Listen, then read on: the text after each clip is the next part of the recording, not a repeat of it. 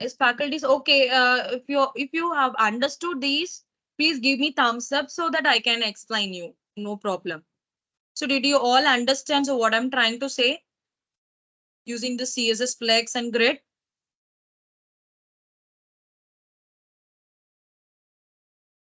Okay, Sukuma, the border box and content box. Ma'am Puneet. Okay. Thank you for the response. Actually, uh, this, yes, we can also create it, use a border also we can give like images after this, but I'm asking about the concept, so we can go with the grid concept, like grid in a sense. I can give some images, after that I can create a container. Okay, and we'll be importing the details. Flex and grid both. Yeah, great answer.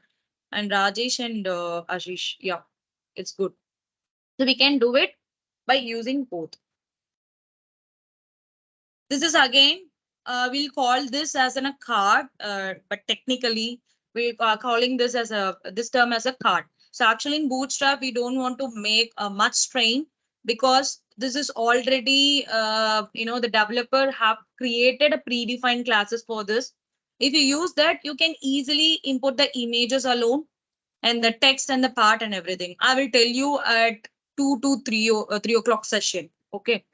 So as of now, you just go through. So what are the different ways we can explore this? And so everything they have designed it using that.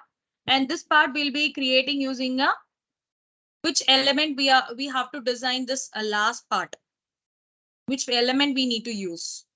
Semantic element. Can anyone tell me for this last part which that is semantic element we need to use? Footer. Great. So inside the footer, we'll be having subdivision. We can either use a flex concept to make these things in a column wise. Then we can display the values. Clear? I hope everyone is clear. But still, if you have any questions, please let me know. And also in the final, that is today's session ending, I will be sharing the code with you. Clear? Okay. So next planners, like I will explain you the take home exercise of yesterday. Okay, I'll show you how it will be. So after executing that, I will jump into the JavaScript coding. So give me 1 minute. So take home exercise day 1. So let me open it in the Visual Studio Code so that it will be easier for everyone.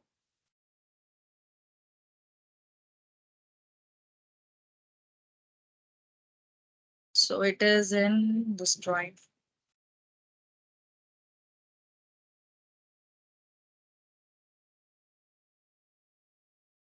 Okay. So I've opened this file. Actually, I'll first I will show you the output also. So I've created my page. So I've given in the home page, my name will be there and what is my name and what are the different links. But I didn't link the this one. Okay, next, if I click on this over, that is a hamburger menu. If I click on this home, I can see my images and multiple options. About me, what is about myself, something about me, and then and my work. So for example, in my work, I have created a simple portfolio using React.js. If I click on this GitHub link, I can see. So this is, actually I have created a portfolio for different person. Okay, is the name is Shadali. So I have just imported that coding here. Okay. So like this, you can also, okay. So like this, we will be creating. So let's see how it is working. So if the students are trying to create a portfolio, or that as a faculty, you are trying to create a portfolio, what we need to do.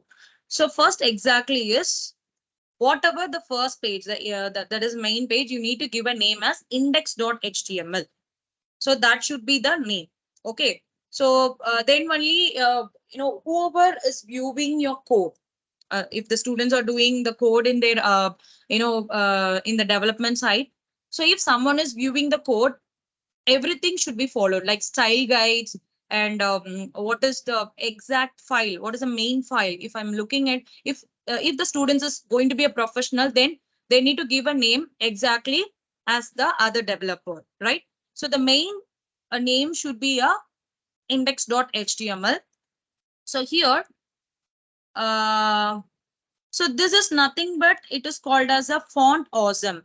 So font awesome is nothing but, let me show you. I don't know whether I have gave the information regarding this font awesome.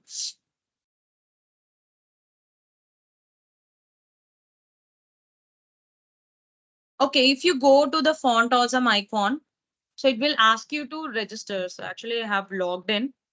Let me check here.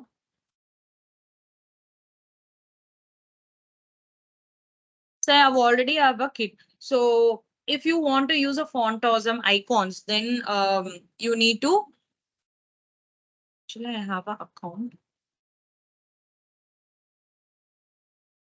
Okay, this is my account in Font Awesome icon. If you click on this icon, okay, you will be seeing a different icons here. Example, if I'm searching for a Facebook icon, so I can get a Facebook icon like this. If they are trying to use it in the code, then they can copy this. Okay, so what they need to do is they need to copy this. Let me put it here somewhere else. The students have to import wherever they need. Example, if they need something here, they have to paste it like a Facebook icon. But it only works if you are using the proper, CDN, that is CDN link. We can say it as a CDN link, or it is like a font awesome link. So how you will be getting a font awesome link? You need to register inside into this website. So once you've done this, it will be giving your kit. So this is my kit code. If I click on this kit, so this is the script element. You need to copy the script element and need to paste it over here. Okay. So this is how we'll be doing it. So that is the reason they have mentioned a font awesome in this place. And then, and here, if example, if you're creating a different folder, then you need to mention the folder name, the inside the href, and what is the main.css, whatever the file you have, you need to mention that next. Let me remove this also. Okay, and next one is image. So inside the image, I have multiple, that is images. So first I will tell you, here I have uploaded my image. So in the different sizes. Okay, because in particular place, I need some 300 to 300 pixels. Example, let me.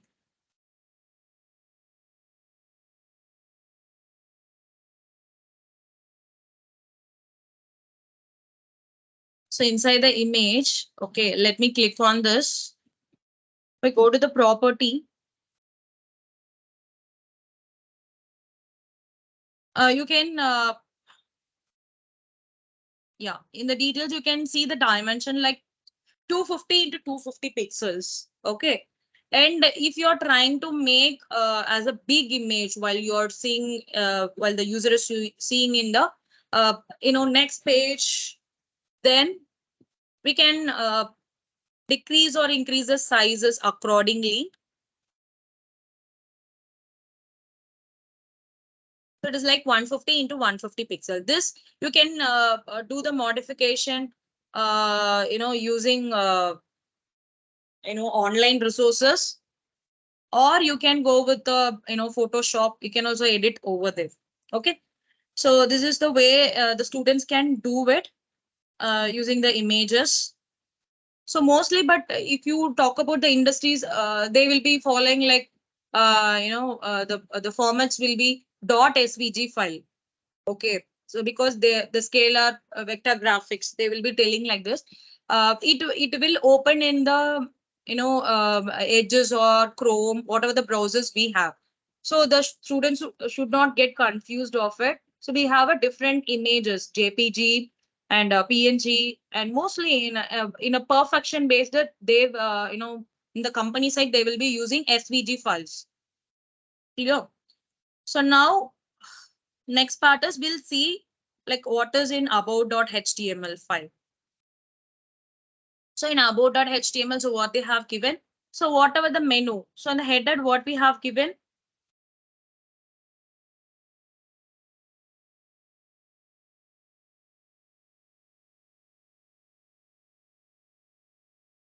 So in the file, here we have, the icons like in the, sorry, in the header. So this is my header, right? So inside the header, so what are the details which we are going to specify, like a BTN line. So menu button, they have mentioned like it's in a menu button. And then in the menu button, so they are giving like a menu branding. So to get a clear information about this example, let me get into this about page.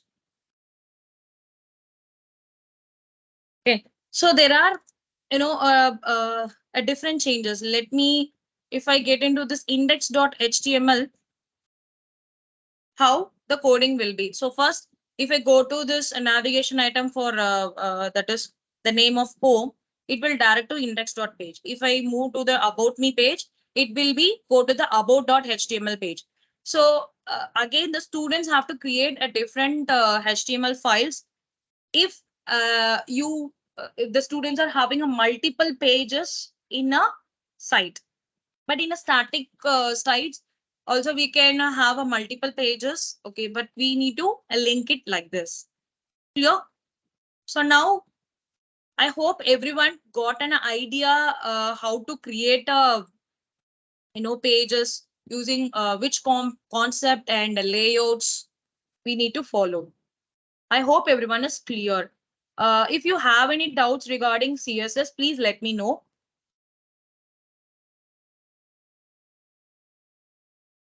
So there are more things to discuss, but it is like again, it's like an ocean. So uh, I cannot explain, I can give an idea about it. So what are the other things, like we have CSS transition and animation is also there. It is also very simple, but let me show you in the evening time. So how will be the output? I will explain you that. Apart from that, we have touched all the important topics. So if you have any doubts, you can just post it in the chat box or you can unmute and talk.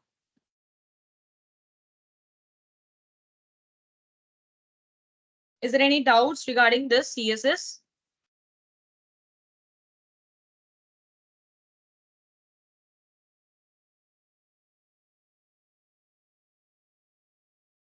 Can I get some response like okay, or is it so you're thinking like it's already we have knowledge like that? So if you have any question, I'm ready to answer. Okay, so better I can give some example for this transition and animations also. So that will be good, I think. A very simple example. Okay, so let me get into this notepad. So again, you can the faculties or the students can use both Notepad++ or Visual Studio Code. So either we can use this Notepad or Visual Studio Code.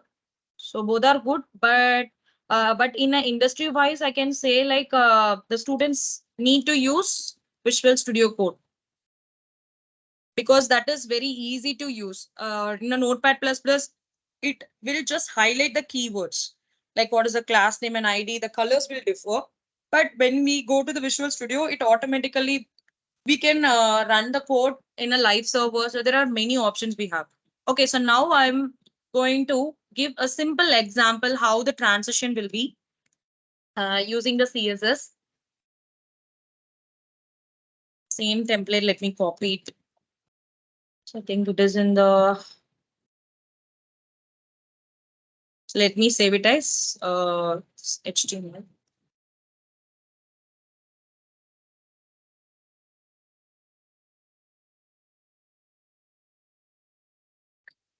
So here head element. So you can see the highlights in the notepad.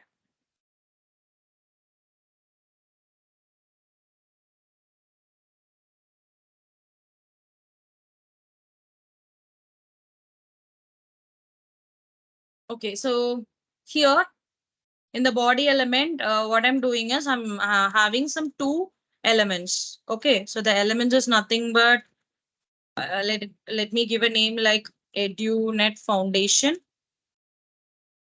Okay, and I'm creating one div container here, like div container class equals to 1.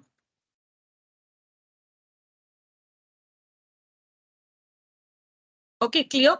So like this have created. So now I'm going to make a give a style for this elements. So style. So inside the style element, for the heading element, I'm just giving the changes. H1. So inside this H1, let me give it like color of green, and text alignment is going to be a center. Okay.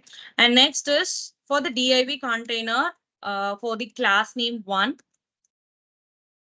I'm giving the height of some 150 pixels. And then again, I'm giving the same dimension like 150 pixel. And the border is going to be 1 pixel dashed. I don't want to be a solid, so I'm going with a dash now. So dashed black color. So margin 0 and auto. Top and that is top and bottom, and right and left. So next, again, I need some background color for this. Let me give it like FF. So this color, I can give like some peach color. Okay. And next, here I'm going to make a transition. So how the transition is going to take place. So let me check this spelling.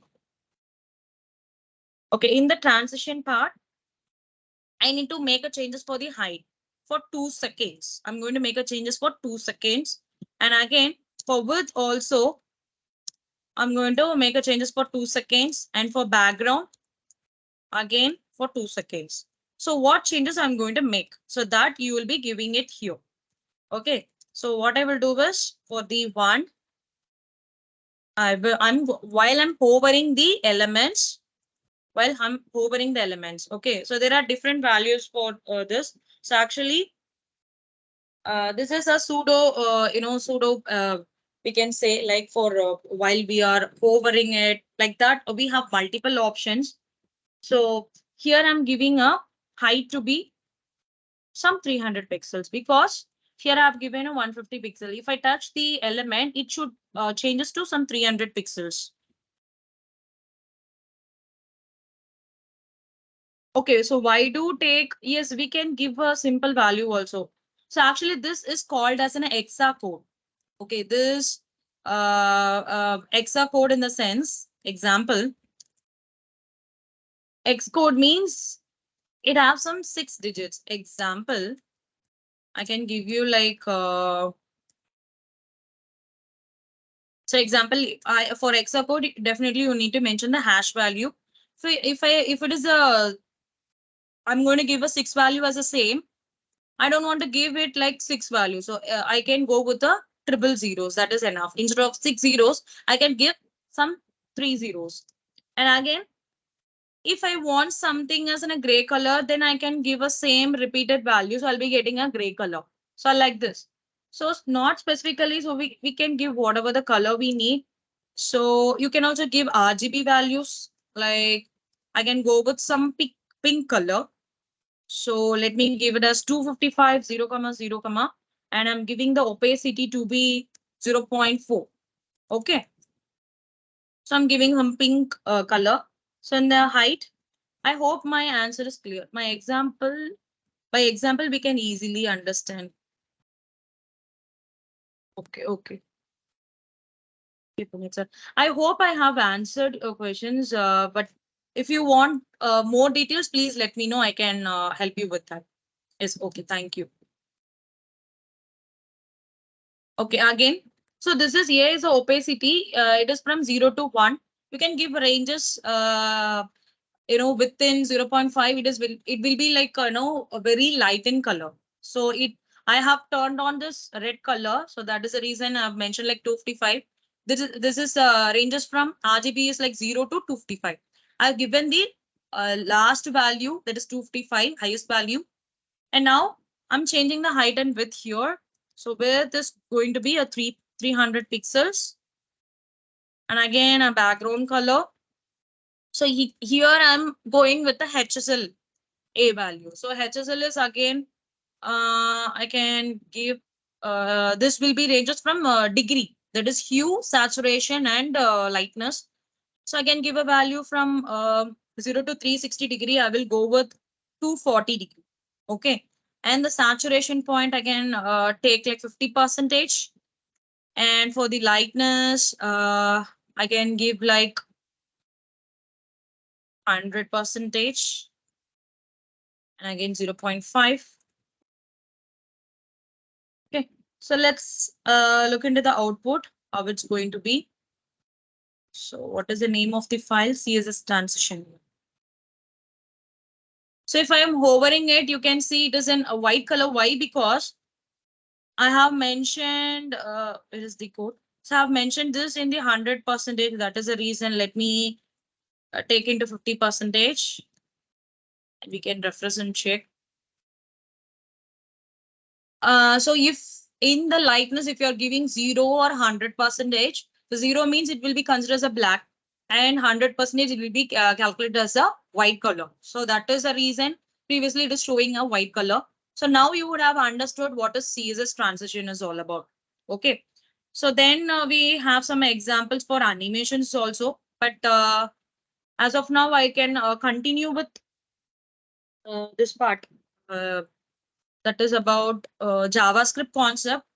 Okay, then we will move on to this one. Is but if you need, I can also give some simple example for this CSS transition as well.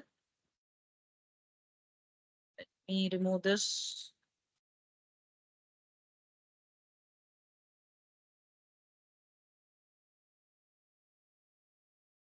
Okay, so what I will do is I'm creating, I'll create only one container. Okay, so like h2/h2. So for your understanding purpose, so now what I'm creating is I'm going to work with animation using CSS concept. So in this h2, so I'm adding some text. So this, okay, let me give it as EduNet Foundation. Okay. So here I'm giving a value to be ID is equals to 1. Clear? So ID is equal to 1. So now I'm going to give, so that is apply some changes here. So first one is h2. Inside this h2, I'm giving the width of the, this heading element is going to be what? 350 pixels. And then I'm giving an animation name. So whenever you're creating or doing the animation, we need to mention the property as an animation. So what you're going to give. So example, the animation name is going to be, I'm giving as a text. An animation duration, it is for 4 seconds. Okay. An animation iteration count. So count is nothing but, so once it is done, you should, if I click on something, okay. So it will execute for one time, or it is going to iterate for multiple times. That is for infinite. Okay. I'm just giving as an infinite times. And background color. Let me give some RGB values like 100. I'm just giving some values. Okay. Mixing all the colors.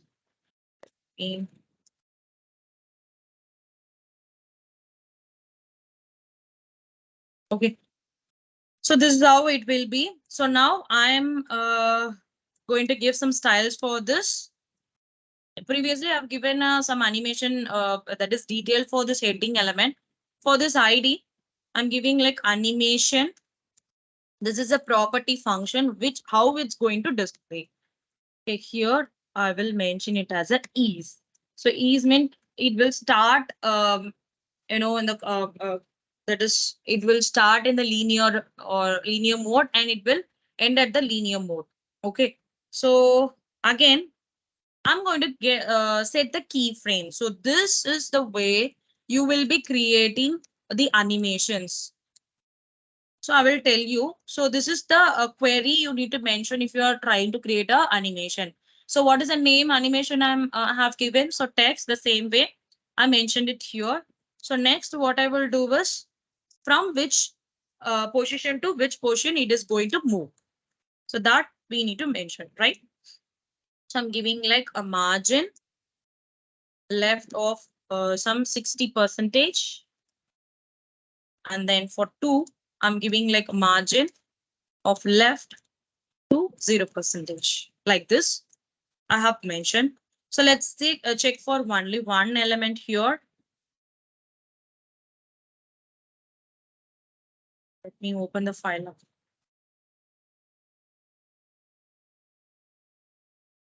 What happened? Let me check once.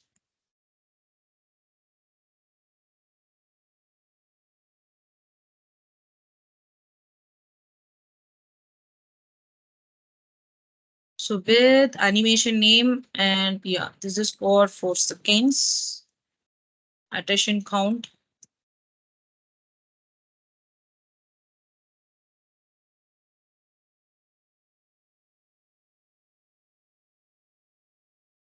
So you can see it is moving from which position to which positions. Okay, so from to margin left of 60 percentage to margin left of 0 percentage. It is stopping in the 0 percentage, and it is starting from the margin left of a 60 percentage. Okay, so this is a simple example for CSS animation. Okay, so now I hope everyone is clear about this CSS concept. Okay, we have discussed so many things. So now I will explain you. Let's jump into this JavaScript portion. Okay, so let me create one new file. Can anyone tell me what is JavaScript in a simple way? So what is JavaScript? As of now, we have discussed about CSS, right? In CSS, we know like what is CSS Flex and how we can create a own web page using layouts, and how we will create it. And also we have discussed about transition and animations, how the static page will be, and what is media queries, right? So now we'll just get into the JavaScript. Can anyone tell me what is JavaScript? What is the usage of it? Obviously, as a faculties, we already know, right? In the syllabus also, you might have covered this topic, right? What is JavaScript? So JavaScript is nothing but it's we'll be creating a client-side scripting language, right? And then I'll give you one or two information about this to just recap. Okay. And then this is somewhat similar like Java. We can say it like it is a case sensitive. Definitely. And but here it is not that much complicated to Java, and this is also a lightweight, we can say.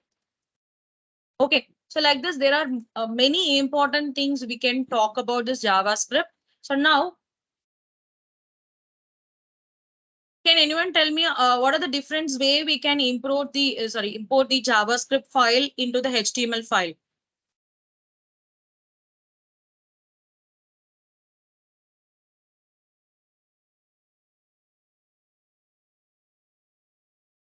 So how we can import it? Example, I have a doc type HTML file. Okay, an HTML. And here I'm just giving as head element. Head element. And again, I'm creating a body element. So let me do it in the Visual Studio because it is taking.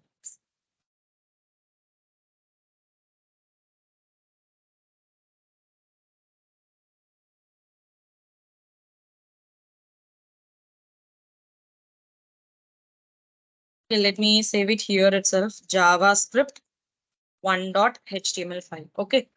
So here I have a body element. So what are the different ways we'll be importing? So we already know somewhat, but I will just give a recap. So either you can import the JavaScript file in the head element, or you can do it in the body element, or you can create a separate file, new text file, and you can save the documents like script. So it is called as a script.js file, right?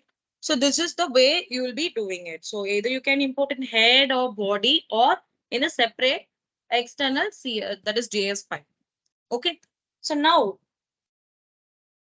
so we'll see one simple example like I'll just post a question like, can anyone tell me what is the, you know, what is the difference between var, let, and const keyword? So in JavaScript. So what is the difference between var, let, and const? Actually, faculty, there are two different ways the interviews will be. Example, in the industry, they can ask some basic JavaScript question for, this junior JavaScript developer. And one more option is there. They will ask the students to create the page which should be client side. That is, it should have, you should give some response. Example, how the students can validate the that is form. So this is the things they can get a task from the industries. Okay. So this is also one of the interview question, like what is the difference between var, let, and const. So let's see a simple example of it to understand. So I guess most of them would have aware about it. So if you're creating a script element, okay, so we are doing it internally. I'm inside the script element. What I will do is I'm creating a variable a is equals to some text. Okay, so what happened is this is a document. Inside this, I have a different methods I have. As of now, I'm going to write the method. Okay, so that is the reason I've given a method name as write. So inside this, I'm giving a variable to be a. Okay, so this is simple. We already know. So now if I'm trying to use it like this, so this will be call it as a redeclaration, right? So if I'm redeclaring the value, can anyone tell me what will be the output for this one? So we'll be getting 10 or 11 for this one. What will be the output?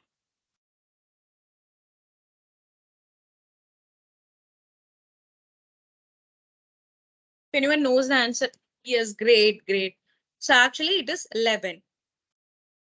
So why? Because we are redeclaring this value. So we'll be getting a value as a is equal to 11. So the variable keyword will accept the redeclaration. Next question is like, just let me remove this. And I'm reassigning the value. Okay, I'm reassigning the value. So now what will be the output for the variable keyword? This is only for variable. If you want to give the command line, you can put slashes and you can mention it. So this is for variable keywords.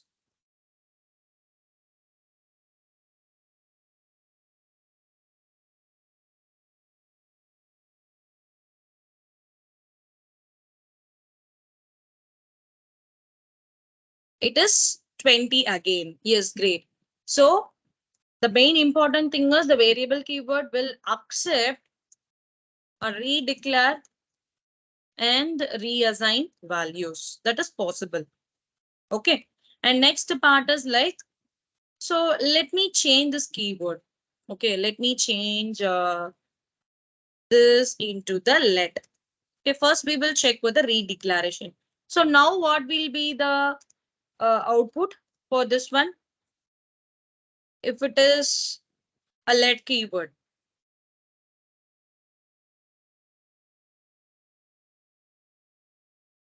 So what will be the output for this one? You can also put it here in the chat box. 1 minute. So what will be the answer for that?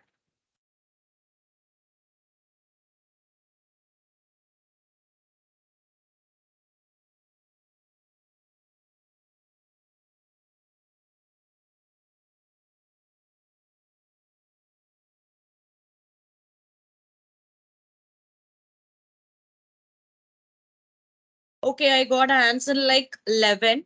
So actually, it is not 11. So we won't get an output as 11. Let me show the output also. I have said, wait, I have in this one. So if I go to the, they have mentioned like document dot write. Okay, if I right click on this and if I go to the inspect, here you can see the error. So what it is saying like the redeclaration of the let previously declared the line 9, that is column 16. So redeclaration is not possible over there. Uma, your screen is unshared actually. Okay, okay, sorry.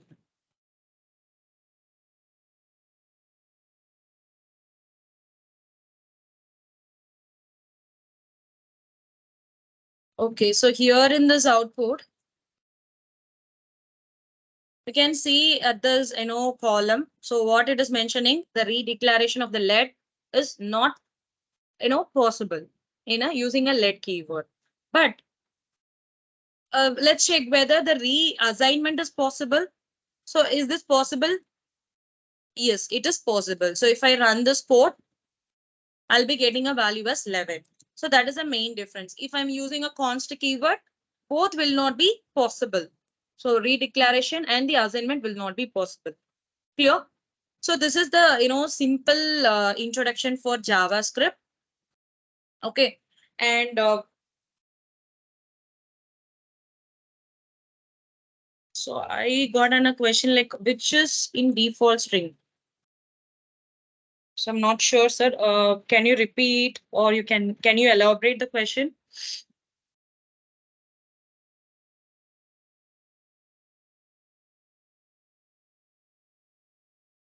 Okay, and I want to thank you so much. So after 2 to 3 o'clock, I will be explaining some 2 to 3 examples on JavaScript so that it will give you a good idea so how we can create a JavaScript code. Okay. So like what is for what purpose the let is used? Example, if you are trying to create some block declarations or blocks in the sense it is within the curly braces, we can consider like that. So in that particular case we can go with this let keyword. Okay, so that is the main purpose we are using this let keyword. So previously we were using var keyword. So now mostly you can see like a let and the const keyword are being used. I hope I have answered your question, but if you need more clarification also, you can just put a message, a question in this chat box. And thank you so much, faculties. I want to, sorry, that is in the evening session. I will explain you what is JavaScript, that is coding and Bootstrap. So I try to complete Bootstrap and jQuery by today. If not, tomorrow I will continue with the jQuery, but most probably I'll complete JavaScript and Bootstrap by today, 2 to 3 o'clock. Okay. And one more thing, I want to introduce Siddharth sir. So actually, he's from our organization, Internet Foundation, and today he's going to handle the topic called Java. Okay. So he will clearly explain you the steps how to work with Java. So he will be handling the session from 11:30 till 1:15. So after 1:15, so that is at 1 o'clock, we can take photos and then you can leave for a lunch at 1:15. Okay. And thank you everyone. So so we can go. So this is over to you, Siddharth, sir. You can start. Sure, sure, Ma. Thank you. Thank you. So, good morning, faculties. We can start the session. So, I'm sharing my screen. Uma, please confirm whether the screen is available or not. Sure. Is it? Yeah, it is visible. Yeah. I will start with the object-oriented programming of Java. So basically, as you are already aware about Java, so we will be revisiting some of the concept of object-oriented programming. Apart from it, we will be doing the Java packages, uh, constructor, access modifier, non-access modifiers, object-oriented programming in detail, that is abstraction, encapsulation, inheritance, polymorphism, interfaces. After that, we'll move on to exceptional handling, the type of exceptional try, catch, finally, all those blocks we will explore. And then we will move one step further to the Java annotation, which is being used in our higher level as well. Means when we talk about Spring or Spring Boot or JSF with Hibernate, you do all the concepts currently now with the annotations only. So we'll move slightly up ahead from this concept to move towards the Java annotation portion. So there are multiple annotations which we use in core Java. So we'll go through those annotations. Then we'll move towards understanding server-side scripting language. That is when we talk about server-side scripting language, we are moving slightly towards J2EE. That is in this concept, we will be going through the concepts of servlets and JSP and JSTL, that is JavaScript tag library. And then we'll be doing the database connectivity. For as a database, we'll be using MySQL. So yes. So when we talk about Java, it's almost 27 years, but still Java is doing well because we have seen there are multiple languages coming in and out, but Java is still stand at its place. So after 27 years of its existence, Java is still there. And Java programmers are always been high in demand. So there is continuous time, over 90% of the Fortune 500 companies use Java in their development project. So when we talk about IDEs, there are two kind of IDEs which is organization is currently using. One is Eclipse, and apart from Eclipse, people are also using IntelliJ. So we'll see Eclipse and we'll work on Eclipse only. So yes, in but IntelliJ, we can also work on IntelliJ as well. Understanding OOPS concept through Java. So from this time, I'll want to take some practical. We can do the practical in this Notepad++ or Sublime Text or any editor, or we can move to Eclipse as well. So I think we can move to Eclipse if you guys don't mind, or we can go for this Sublime Text.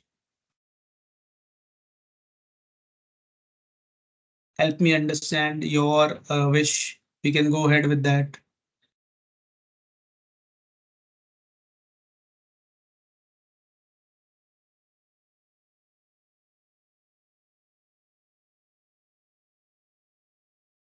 We can move forward with Eclipse only.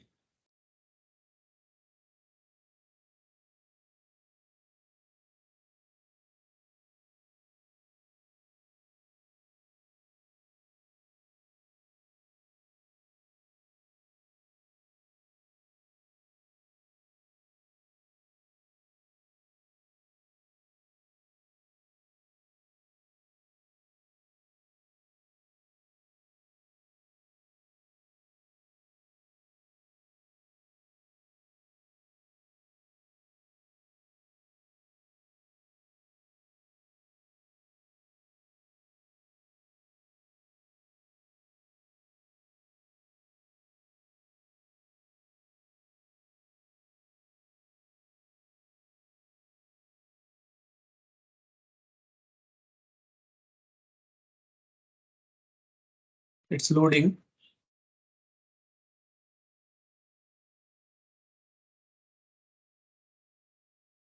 Yes. I think we'll start off with a new project only.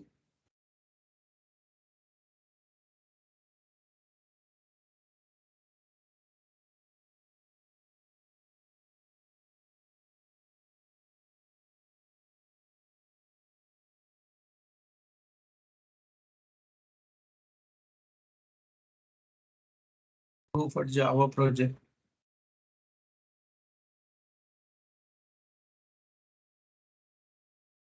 FDP day 2.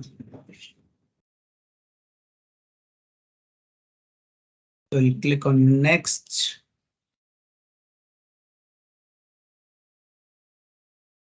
We'll click on finish. Yes, the project is being created. You can see the structure of the project. Till here, is any doubt, anything which you wanted to ask?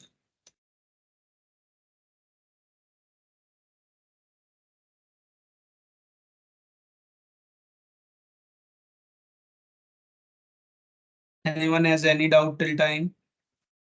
I've created a blank project.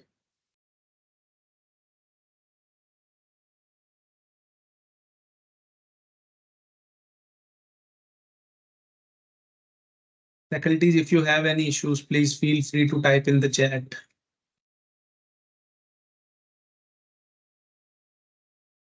I am creating a new package. For creating a package, I am writing like name of the packages. We can give my dot FDP dot TSP. This is the package which doesn't consist of any class. New Java class, main class.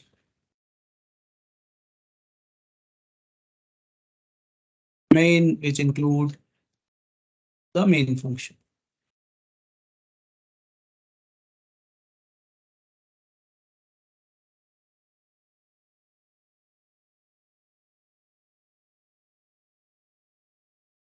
So yes, any issues till this time main function, we just create, we'll just do the right click.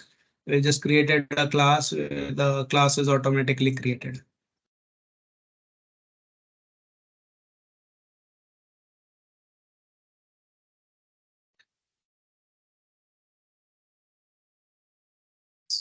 We can move forward with the concept of object-oriented programming. So everyone is aware about object-oriented programming when we talk about objects and each and everything. So in Java, all the things which we do with the help of objects only. So let's deep dive into this concept, object-oriented programming. So what I am doing is I am creating another class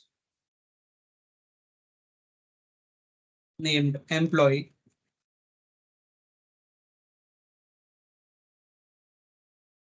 Will be the public class. So I am declaring two variable. One is string name. Second one is int age. I'm creating a constructor also.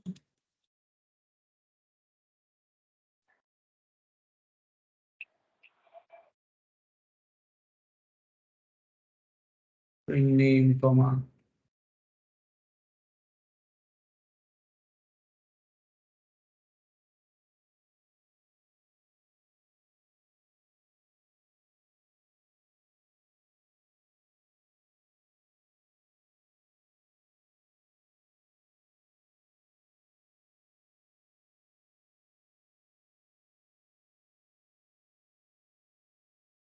This dot age equals to age.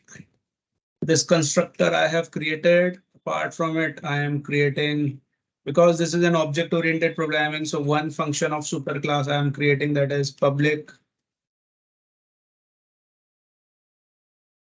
string to string.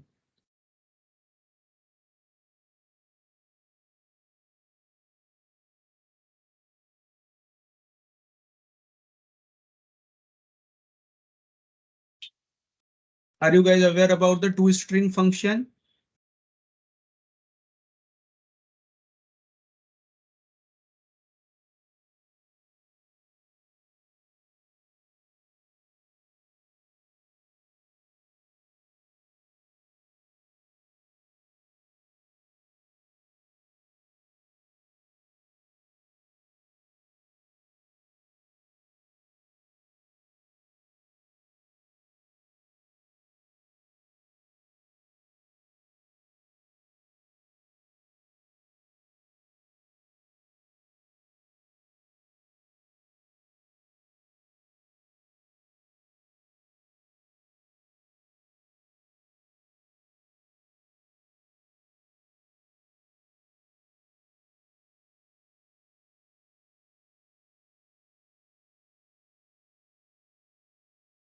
Yes. So there are there is one method why I have created this another class, that is employee class.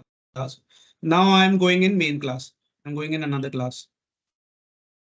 I am, as you have already listened, that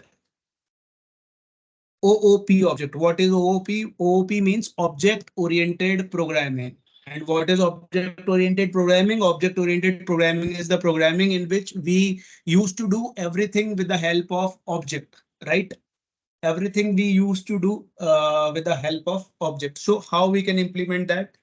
So here, what I am doing is I'm creating the object of employee class, employee obj equals to new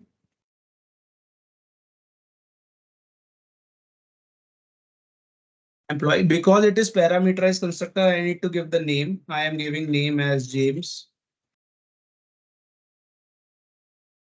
I have also given age as 21.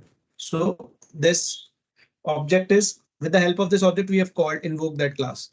So system dot out dot print ln. We can print this object, and that is why I have used that function toString. It is the default function when we always print the object of the class toString invokes. Okay.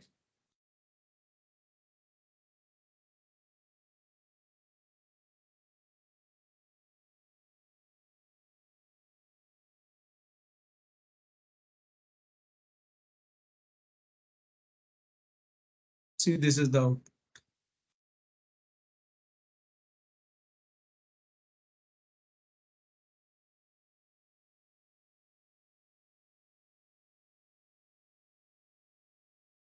Any issues?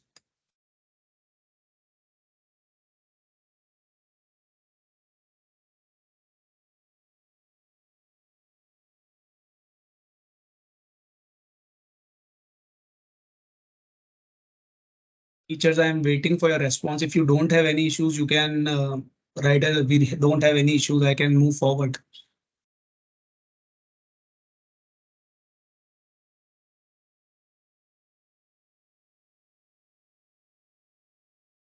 I got one thumbs up.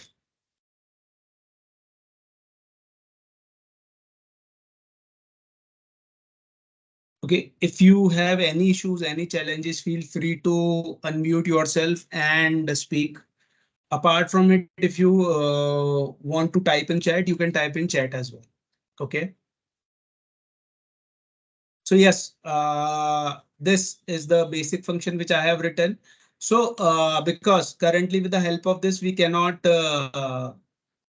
edit the values of these two variables. So we can do with the help of we need to do with the help of getter and setter. So what I am doing is public. I'm creating getter and setter. So public string get name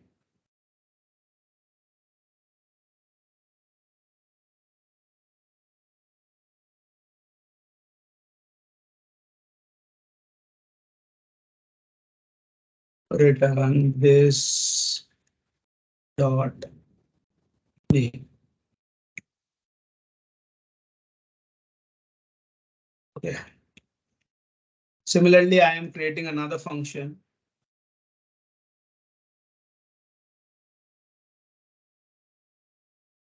Get age. If you individually want to get the name and age,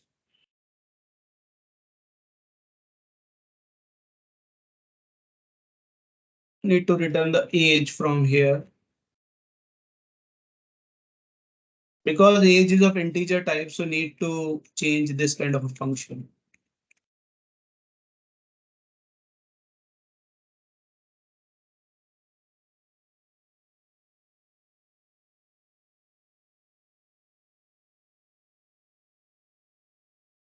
Public and get age. So these are getter methods. And apart from getter method, because we need to set the value. So what we can do, we can create a setter method as well. So I'm creating a setter method first. So first setter method is public void set name.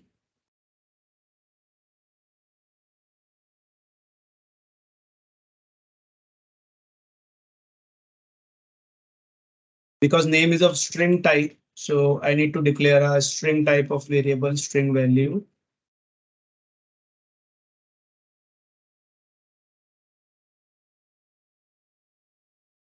This dot name equals to value. I think the value of the variable is set. And yes, similarly, I need to create another function which basically denotes set age.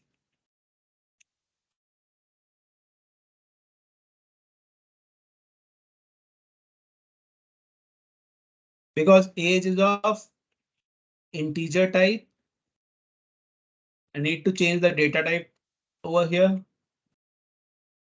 That is int val. And here I need to change the name of the variable as well. This age. Okay, so my getter and setter class is ready. I am again going back to the main class where I have called this function.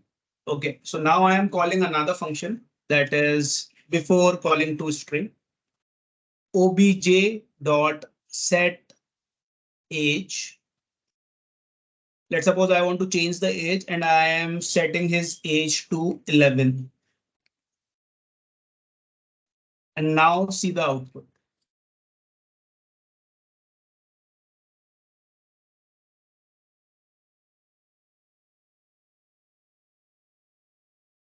Why? Because we have called the function set age. After calling set age, the age is automatically set. Okay, it's not necessary that we'll always call the toString function. If you want to call a specific function like obj dot get name, you can call get name as well. So this will display only the name. You individually call let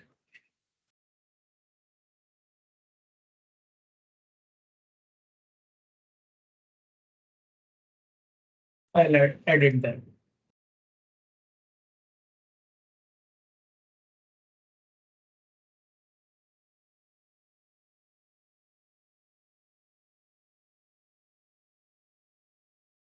And the age is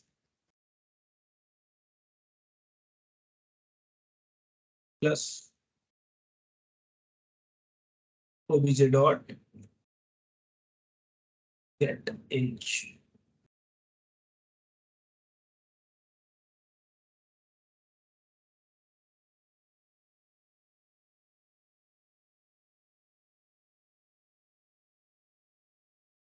You can check James and the age is 11.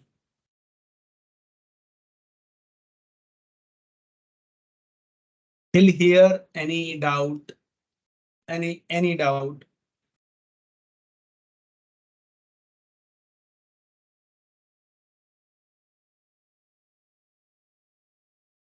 So see, okay. So see why we are using Eclipse or why we are using any other IDE. So what is the meaning of IDE? IDE means integrated development environment. So integrated development environment means these are the environment which helps us to do our work very with the help of less effort. There are two main feature in that. One feature is intelligence feature that let's suppose I am writing here system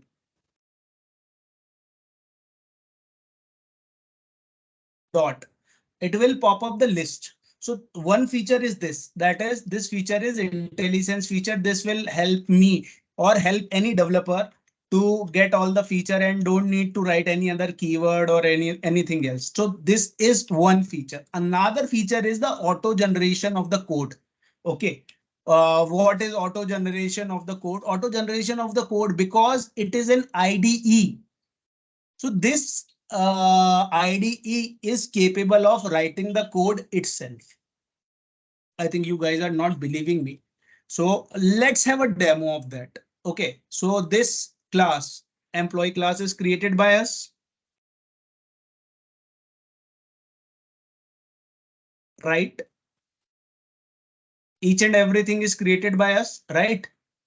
Now, what we will do, I am creating another class.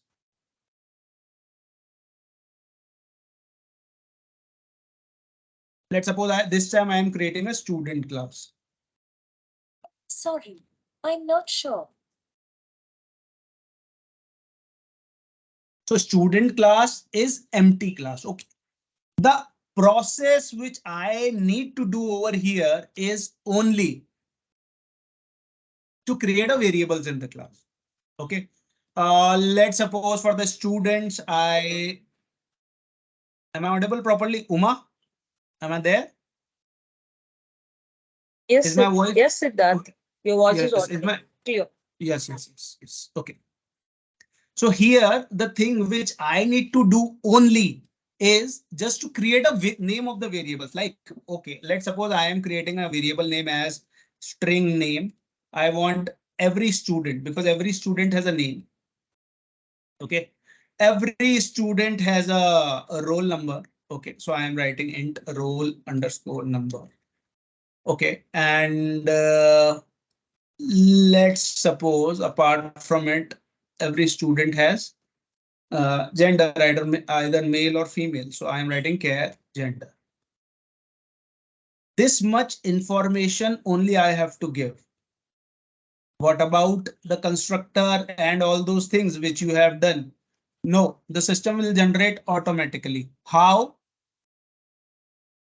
I will show you. Just right click over here. Here is one option of source. Okay. Here you can see there is one option generate getter and setter. I am selecting all these three variables, generate. This code is not done by me. This code is done by Eclipse. Got my point? This is point number one. Let's suppose I need to generate a constructor.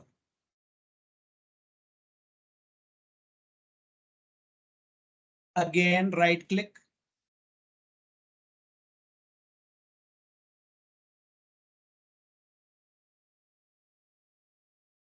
Constructor using fields.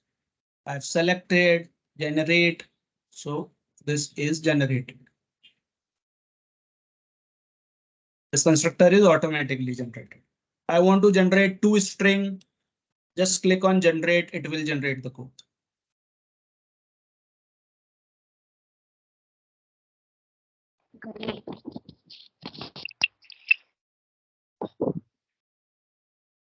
Somebody wants to say something?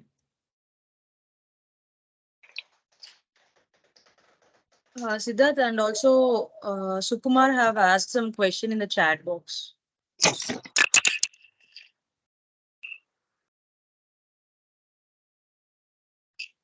So how it is calling to string method? So to string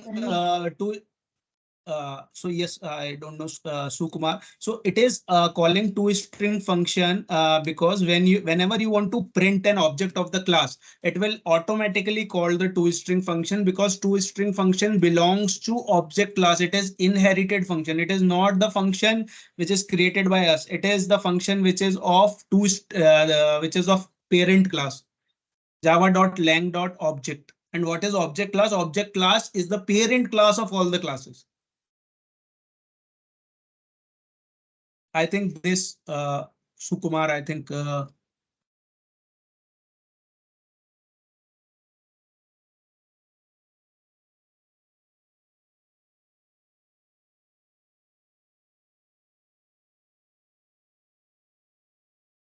okay. Thank you. Thank you very much. Uma, just for helping me out, if I am presenting a demo, I can unable to see the chat. Please help me out over there. Okay. Sure. Okay. Okay. Fine. Okay. Thank you, Uma. Thank you. So yes, let's go back to our main class.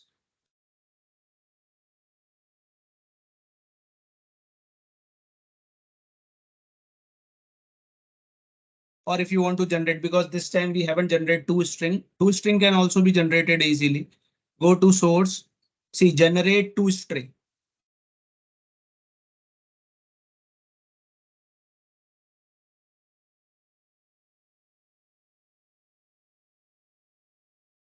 So because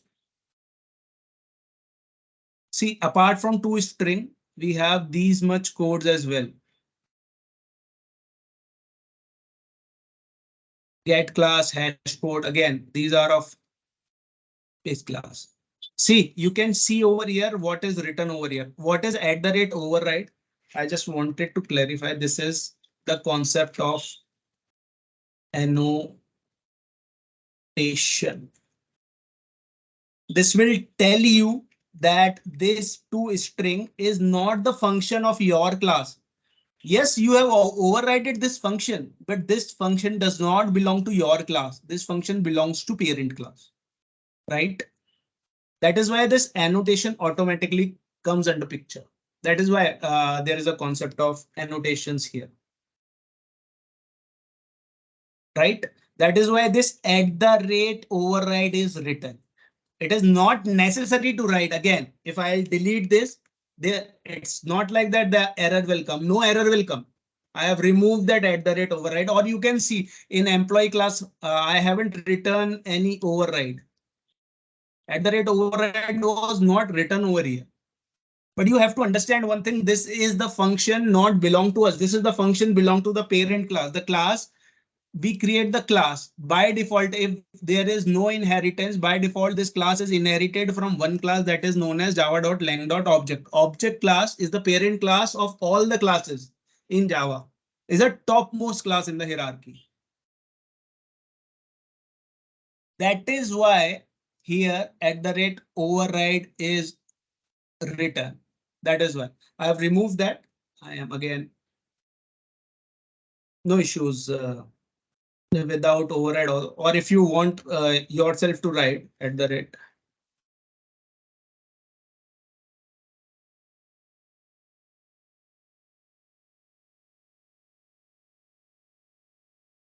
you also can write.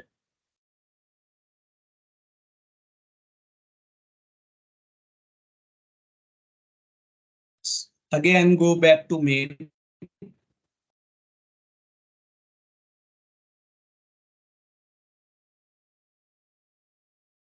Let's create a proper structure again.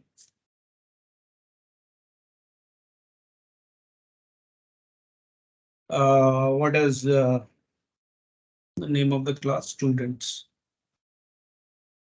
Student S equals to new student. We have to type, we have to give three things like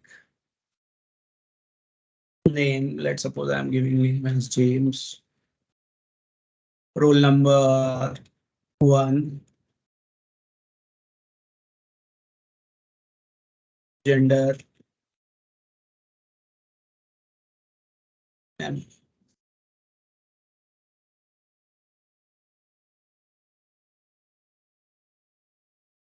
again, with the help of system.out.println, we can use all those things.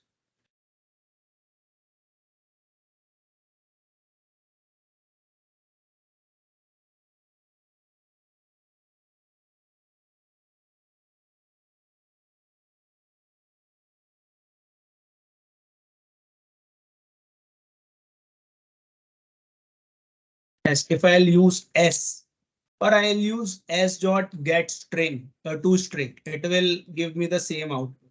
I'm copying this statement and I'm pasting this statement again, and I'm using to string. Okay.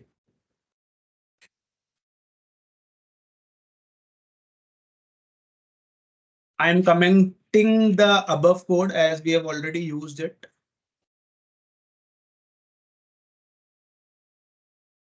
I've commented the above line of codes.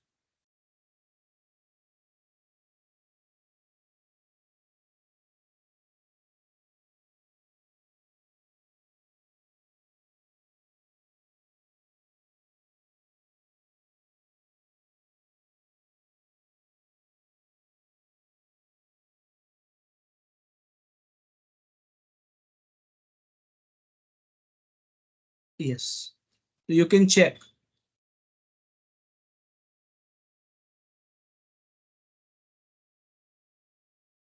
To string my FDP. This is the default function which is coming. If you need to edit this thing, we can edit this thing as well. Go to student class, go to toString. Name is coming, age is coming. See here it is written super.toString. Remove this super.toString.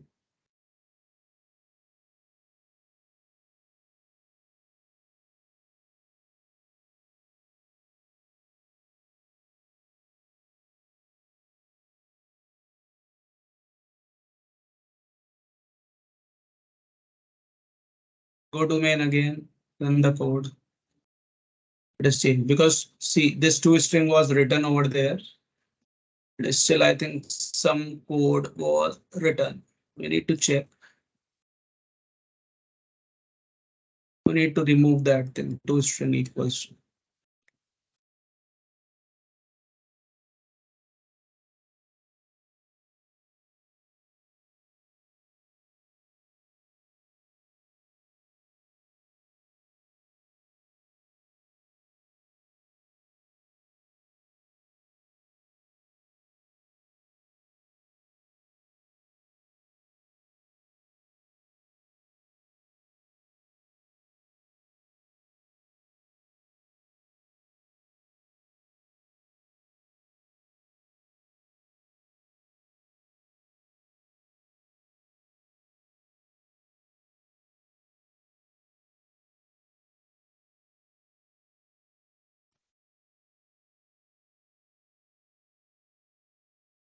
Here is an error. Gender plus gender plus.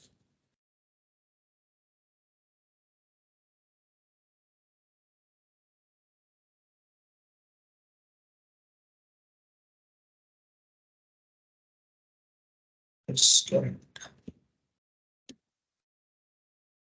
See.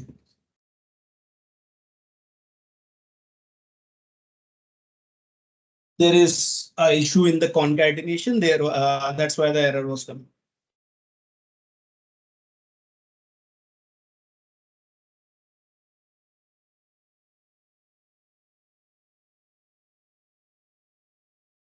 Any issues?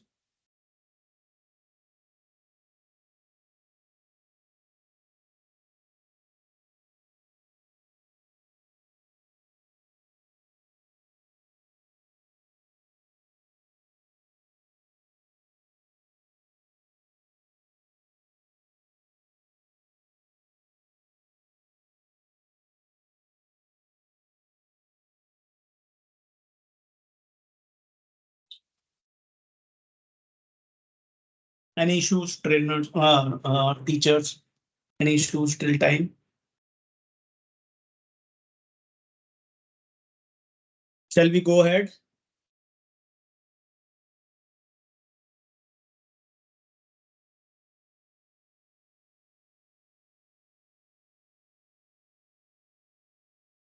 Yes, no, anything, please. I request you. I can see one thumbs up.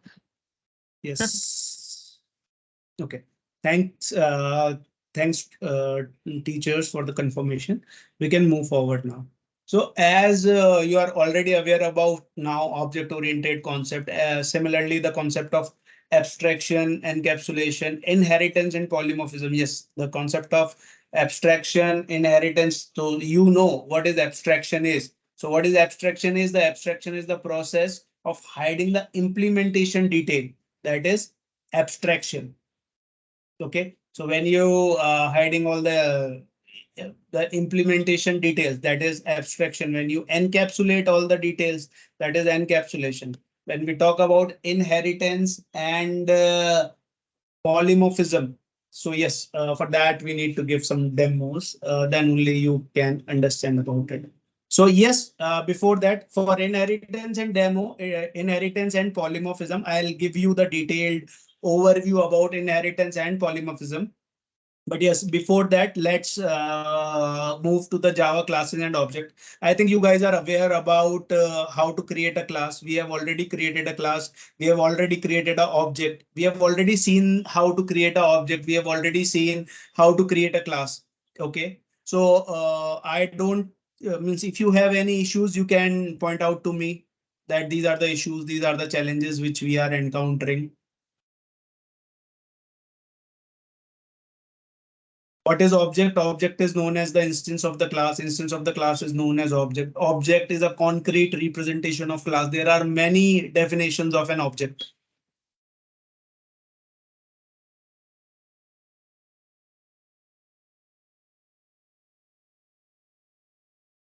Okay. Java packages. When we talk about packages, packages basically are of two types. One is built-in packages. Second one is user-defined packages. Okay. So user-defined packages, I have already created this as a user-defined packages package my.fdp.tsp. So this kind of a package when we create is a user-defined package. Okay. Let's suppose now, because I have given you the example of user-defined packages only. But when we talk about built-in packages, what is the concept of built-in packages? So built-in packages are the packages which are already created by Java and given to us. Okay. So by default, there is one package that is java.lang. Okay. So java.lang is automatically imported. Apart from it, if you want to do any other task, any other thing, you have to import the things. Okay. So for that, you need to import the packages. Okay. So how to import the packages, that I'll tell you now, that this is the way to import the packages. Okay.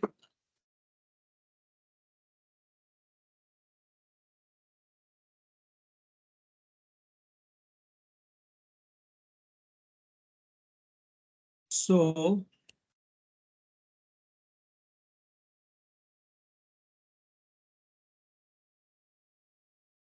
let's suppose I am importing one package. Okay. So the import statement will always come after package statement, because package must be the topmost statement when you talk about the programming structure.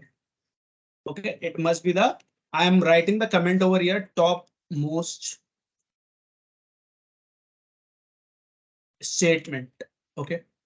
Now let's suppose if I am importing import java.util.star. So, okay, what is the meaning of star? The meaning of star is all the classes. Okay. Let's suppose if I talk about all the classes, means star means all the classes. Okay. If I want to import any specific class, I need to give the name of that specific class. Okay.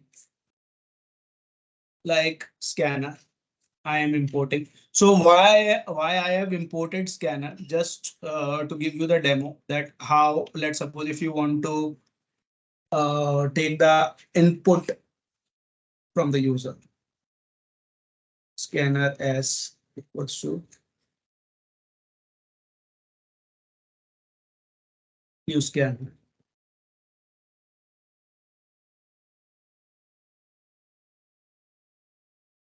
I've passed the stream. and I'm writing over here.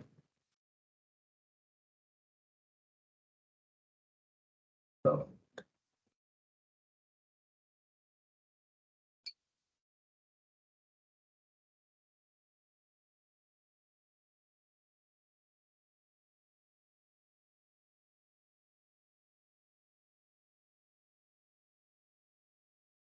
enter the name.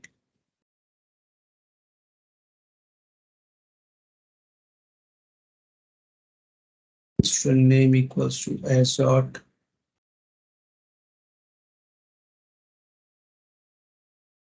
Next line.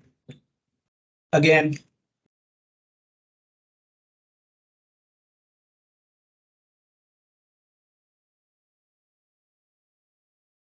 enter the age.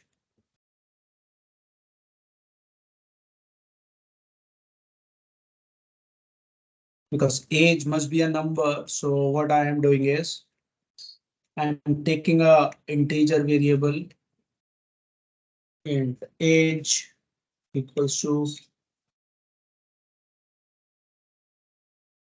integer dot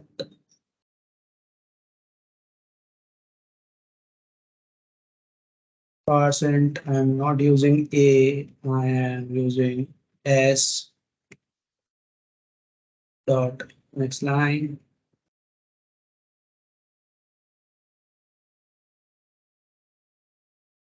Okay. So again, let's suppose if you want to pass these two variable in an employee object, you can do that directly.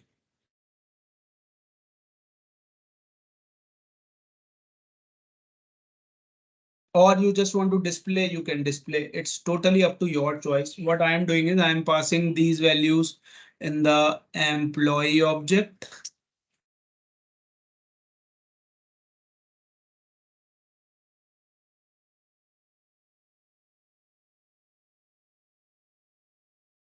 Name, comma, age. These are the name of our variables, right? We are doing that same thing. And let's suppose I am printing this object. Okay.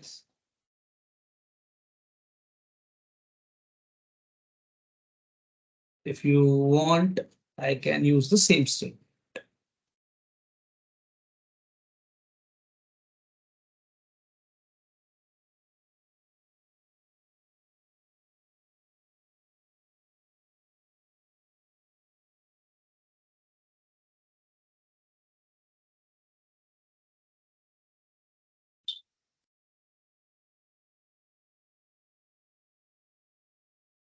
Say double D Siddharth. Enter the age 10. Yes, Siddharth and the age is 10.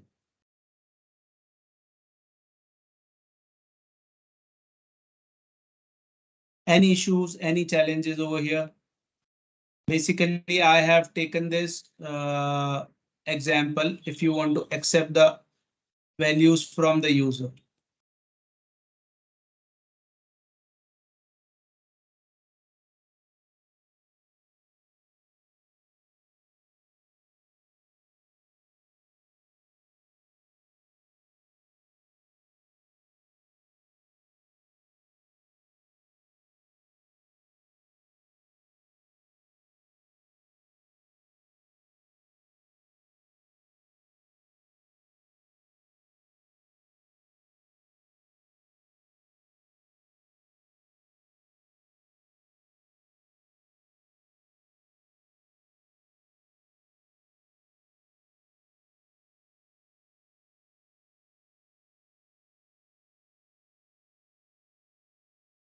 Any issues, any challenges?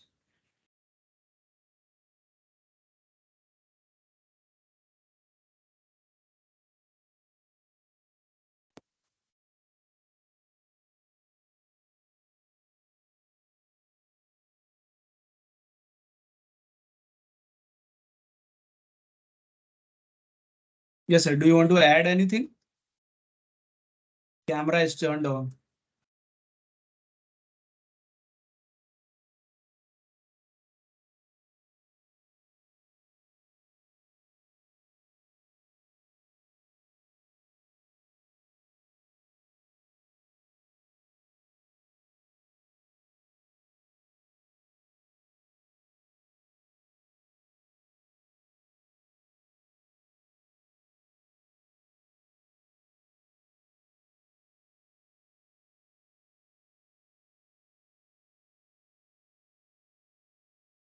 So there are multiple ways to accept the input also from the user. This is the one way which I have told you. Apart from it, you can also accept the input without importing the scanner as well.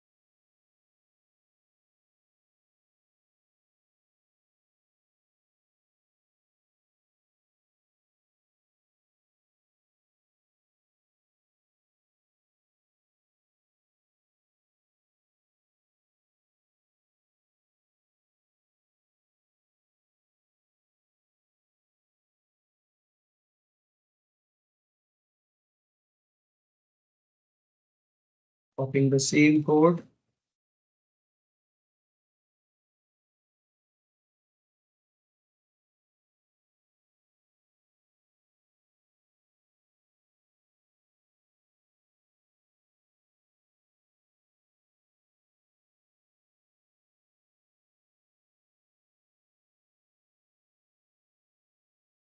Yes, again, if we want, so we can pass it into the employee object and then we can print it. Or if you want directly to be printed, we can print it directly as well this side.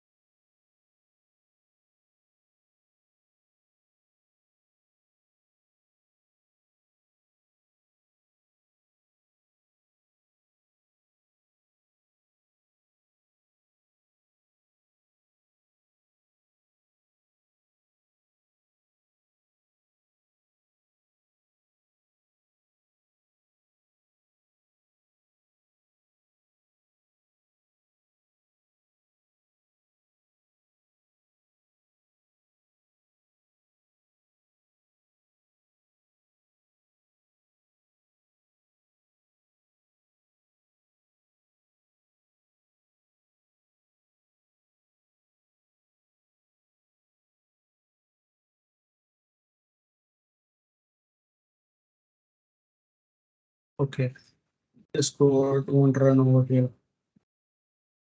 This code will work. Code is not wrong.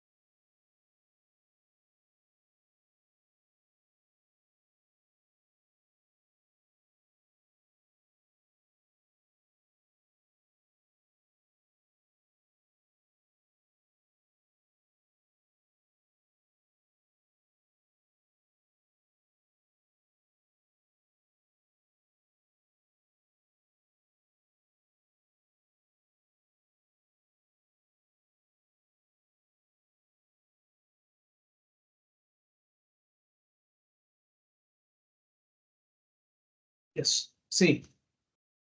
So because we are using console, that is why it is not working in Eclipse. But yes, it will work in if you are giving students the demo of console application.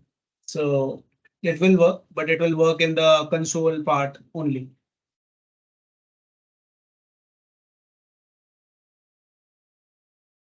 Any questions?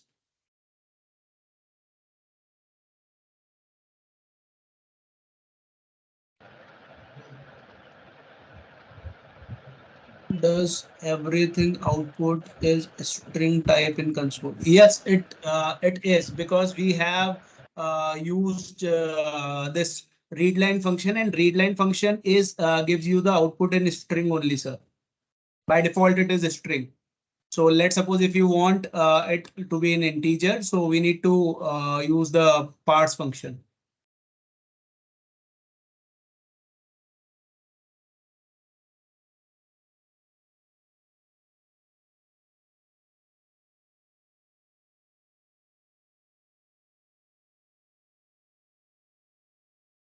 Okay. So this is basically for means if you are executing the code in console and if you are demonstrating to your students in console, then you can use this system.console.readline. If you are developing any application in Eclipse, I think this won't work. I've given you the demo in Eclipse, but it as you have shown that this is throwing an error. So it will throw an error in Eclipse, but it will work. It will work in console application, that's for sure. And I have shown you. Okay. So basically, this is the import statement. In import, we can, with the help of these are what is the scanner? Scanner is a predefined class which we have used. Not only scanner, we can import anything like we can import java.util dot not star. I am using specific class as date. Okay. So date is a class again which will give us the current date and time. So what I am doing is system.out.println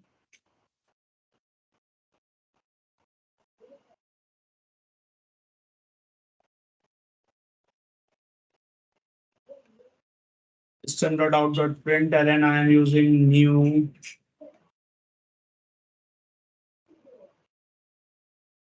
date. I think let's run the code.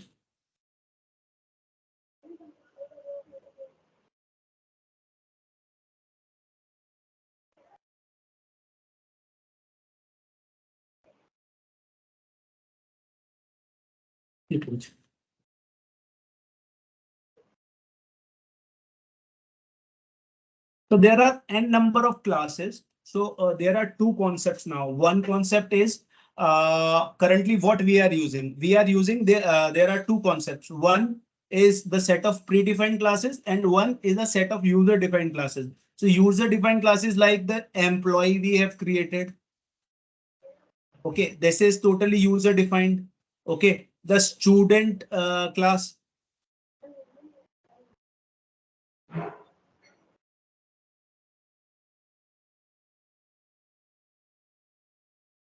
Which was generated. So basically, again, these are the predefined user-defined classes. When you talk about employee or when you talk about this package which we have created or main, these are the three classes which we have created. Okay, so these are user-defined classes totally. Okay, but when you talk about predefined classes which we have used, like scanner is not created by us, but we have used that.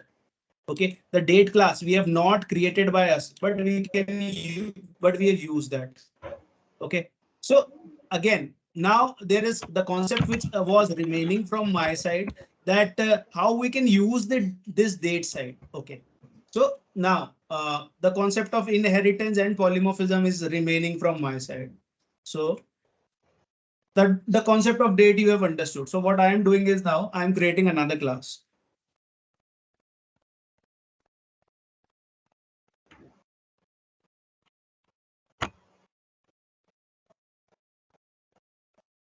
let's suppose I am creating my date.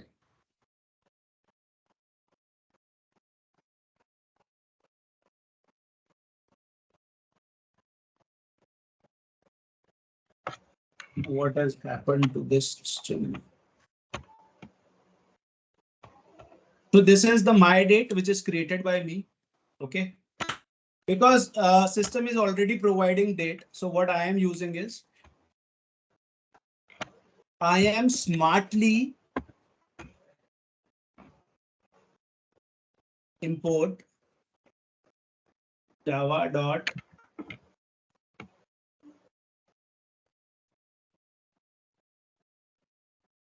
util dot. If you want to type star, star will give you all the classes. I am writing here date.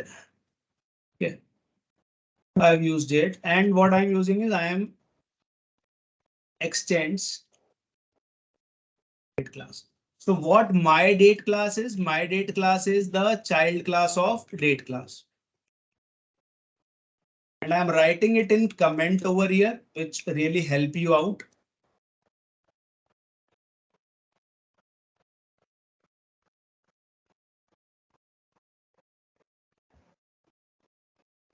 My date is the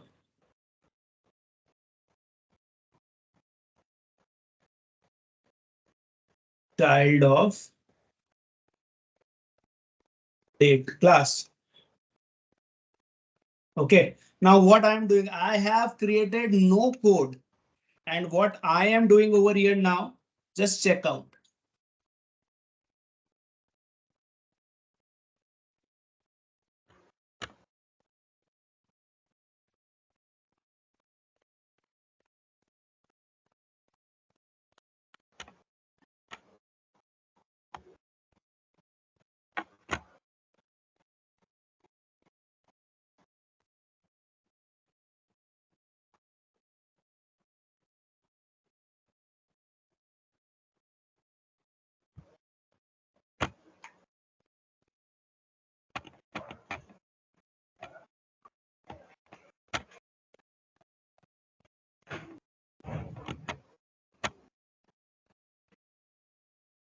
In the main class, because they both are in the same package, I don't need to import anything.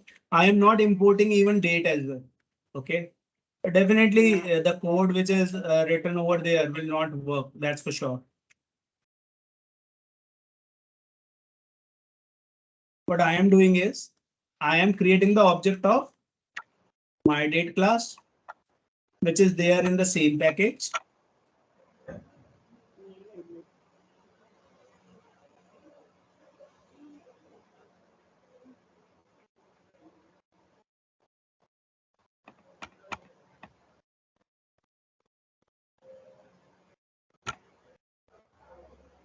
Okay. Now what I am doing is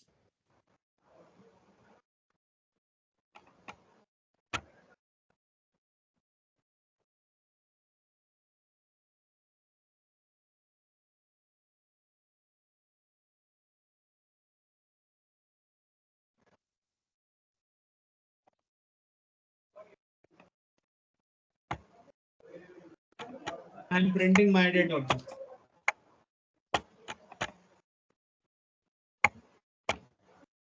You can check the output. The output is same as the date class.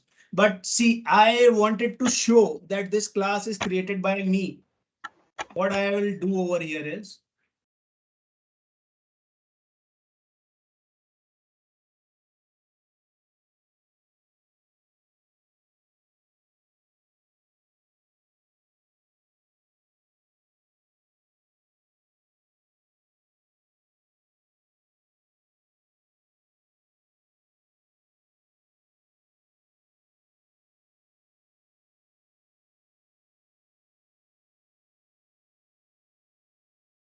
I will override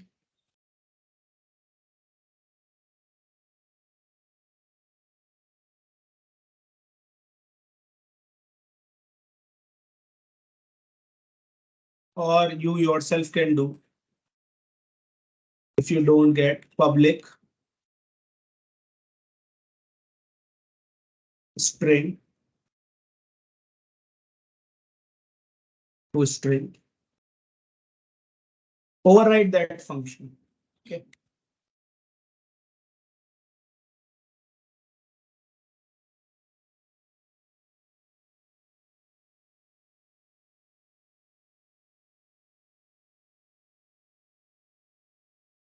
Add unit foundation.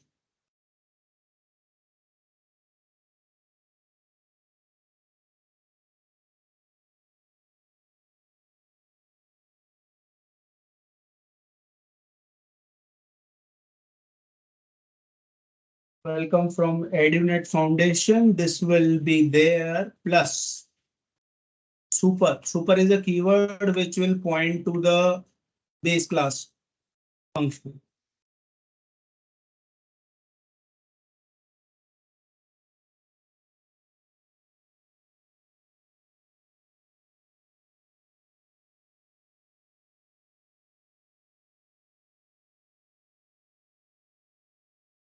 Because it is a string return type, so I need to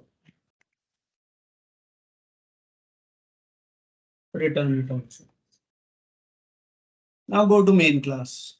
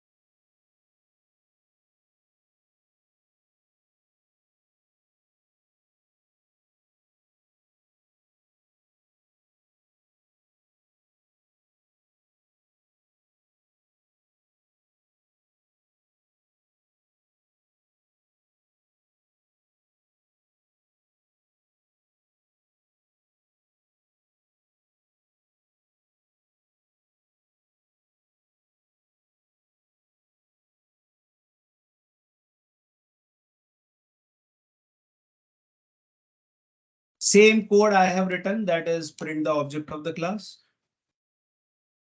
I haven't changed the code. You can check the output.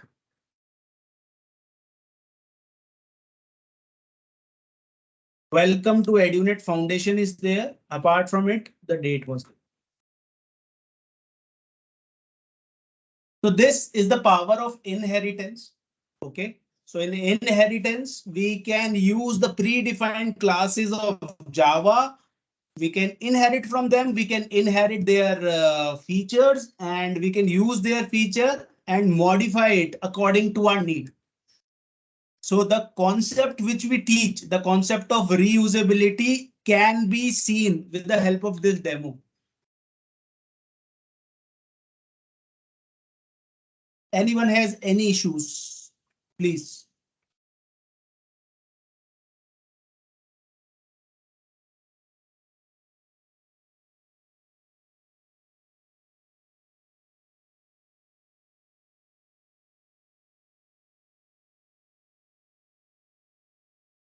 I'm waiting, sir, if you have any issues, or I can go ahead.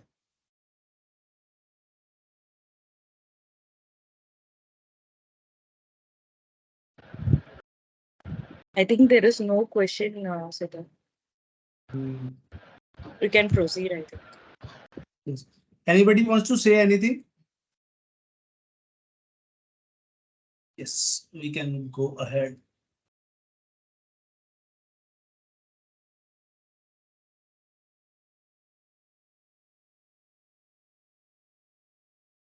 Yes, basically, this is the inheritance demo which I have given to you, which basically is from the parent class. Okay, which is basically from is the predefined class. Now what I'll do, I'll give you the demo, the class. I'll create a class. Okay, and I'll create a class and I'll create a child as well. Okay, so I'll create a multiple child. So let's create a new class.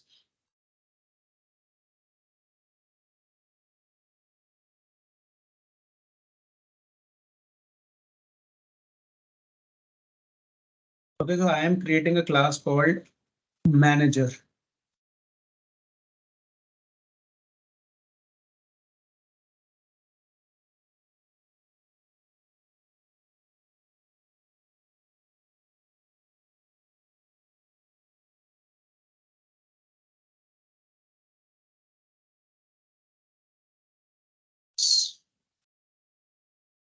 I've created a class manager, and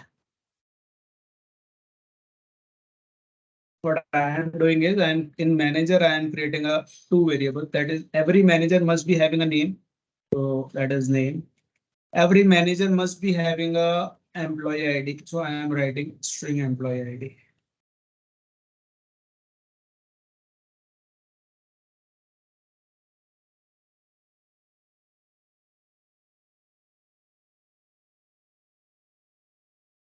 Any doubt here till this portion? Just created two variables only. One is name, another one is employee ID. I don't think so. If you guys have any issues, just feel free to ping it on the chat. Just because seeing the time constraint at 1:15 we have a lunch. So what I am doing is I am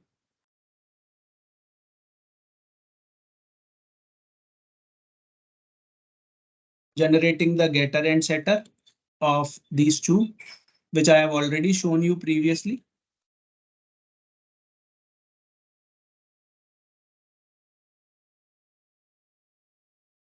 Apart from it, I am generating the constructor.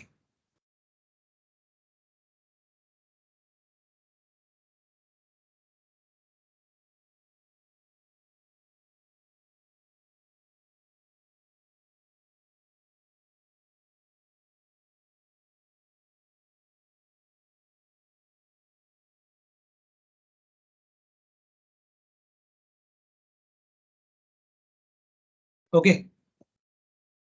Yes, and if you want to print the object of the class, so what we can do now, we can also use toString function. Though, let me add one more function. Generate toString.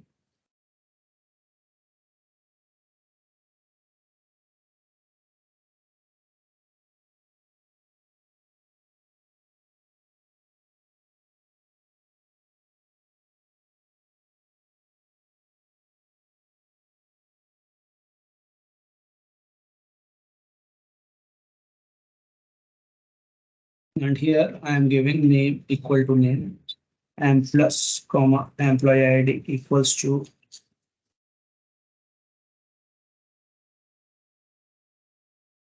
employee ID. Rest anything I don't want to give. So I am removing the content.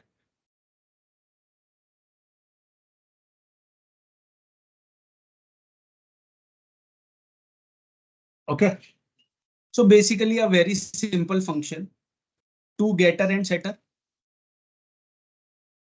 Get employee, get name, set name. One is get employee ID, set employee ID. Okay. And two variables with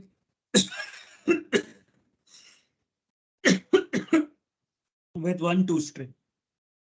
Any doubt? Now what I am doing is I am creating a two classes, two child classes of this manager class. One is the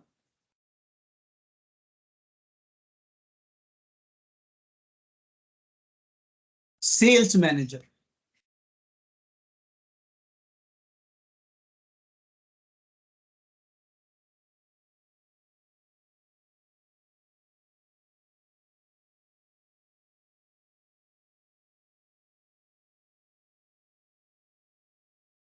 Okay. One is sales manager.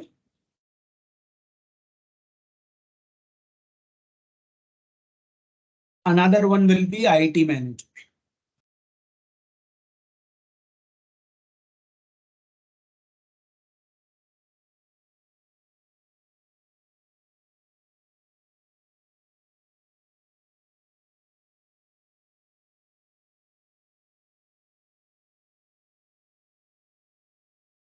So yes.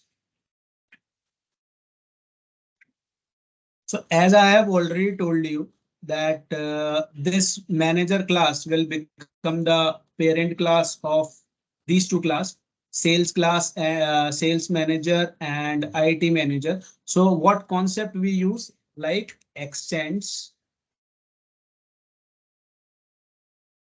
because we don't have to import nothing because they all are on the same package. So extends manager class.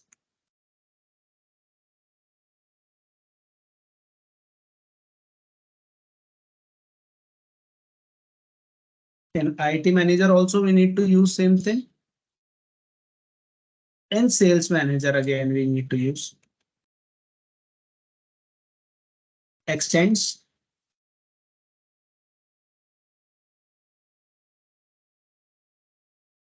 Parent class is always generalized, child class will always be specialized. So manager, I have given everything very general, like every manager must be having a name. Every manager must be having an employee ID. Okay. So these two things are very specific. But when we talk about sales, so every sales manager must be having a target. Okay. Every sales manager must be having a target. So I am writing over here because the generalized thing is already taken care. So I am writing one thing that is int target. Okay, which is specific to sales manager. I know every sales manager must be having a name also. Every sales manager must be having an employee ID also. But that thing is taken care by manager. Okay, that thing is already taken care by manager. So the specific thing we will write over here.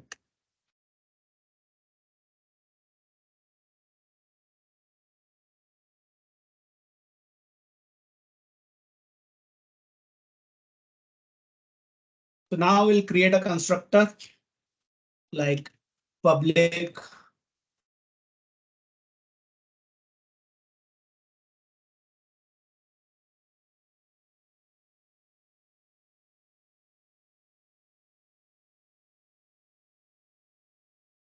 sales manager.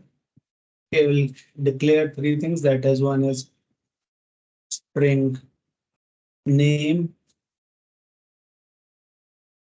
Employee ID is integer, or let me confirm. Employee ID is also string.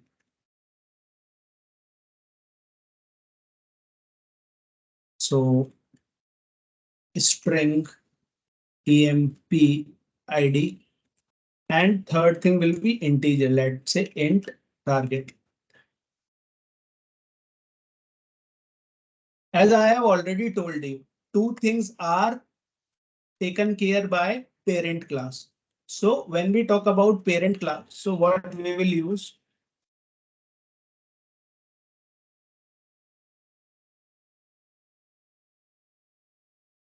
Super. What all two things the parent class is taking care of? One is name, another one is emp ID. But yes, parent class is not taking care of target. So if parent class is not taking care of target, the target variable is declared by this class. So I am writing this dot target equals to target. Is this constructor clear to you guys? Anyone has any issues? Because this constructor is really very important. I have used super keyword inside this, and this is really very important. Super means parent. So what is the immediate parent of sales manager? Manager, and manager is taking two parameters. You can check. The constructor of manager class is taking two parameters.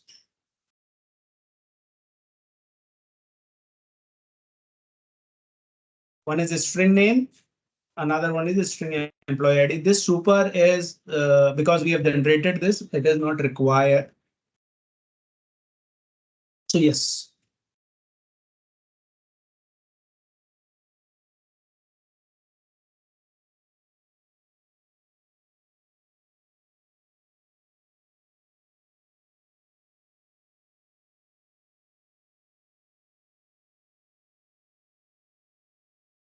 Okay. Any other challenges? Any other issues? I don't think so. Okay. So one thing that the constructor is now sorted.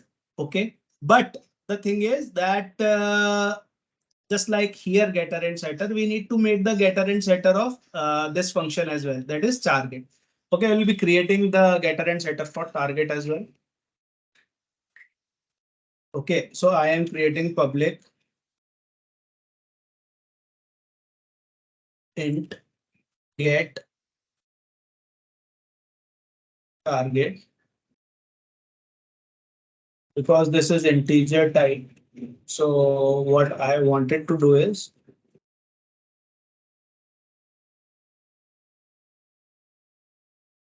I wanted to return a function.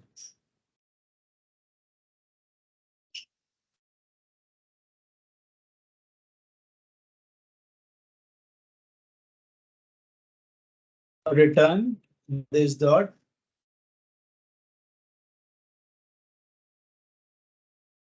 target. Okay, this the target is returned. Okay, when we talk about public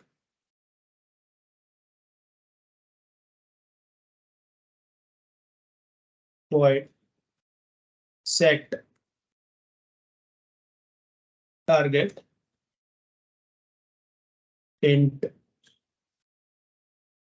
well,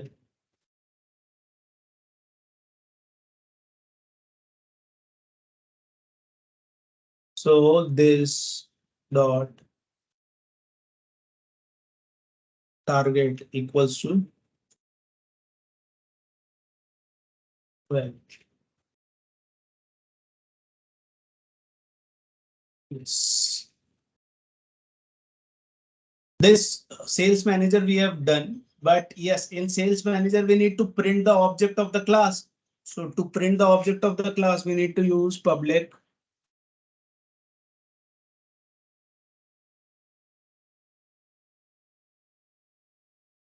string. I need to override this function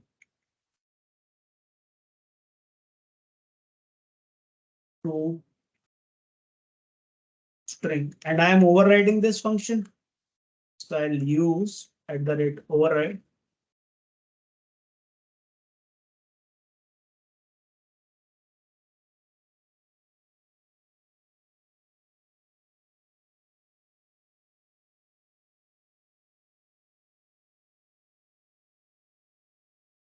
Now, because if I will write over here return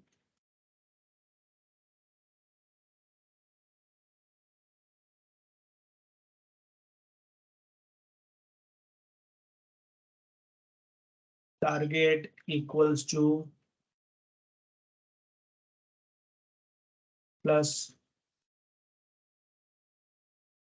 target, it will display the target. It will completely override. I will show you the output of sales manager first. Okay, then we will go to IT manager. Till time I am removing this comment. I am removing this extend manager. Otherwise it will give error. First discuss sales manager. Okay, so I'm going to the main class. Removing comment over here.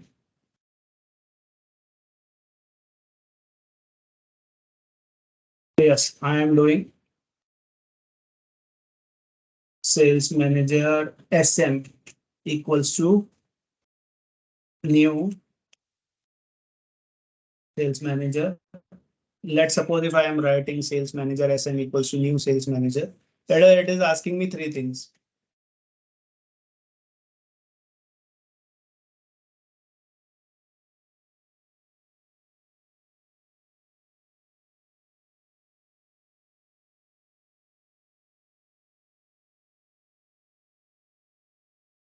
E001.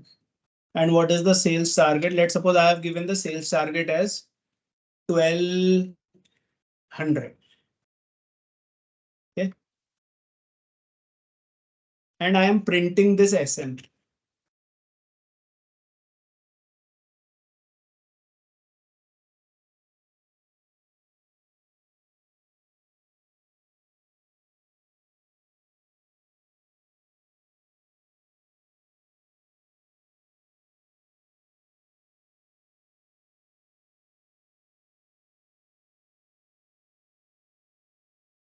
What it is showing target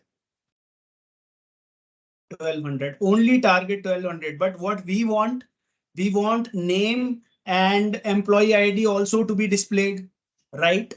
So whether we want to, because it is in the parent object, it is already overwritten. We have already write it like name will come, employee ID will come. But we have overridden that function in the sales manager. So it will show me as the target. But what we want the parent function to be there as well. So what we will use super dot to string plus. Means I am using the parent class function as well plus this message as well. Okay. I am not completely removing the parent class function. I am using the parent class function as well plus this class function as well. Now you can check the output. Name James. Employee ID 001. Target this.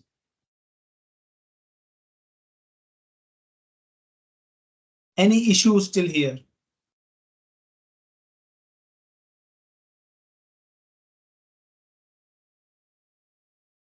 Any issues?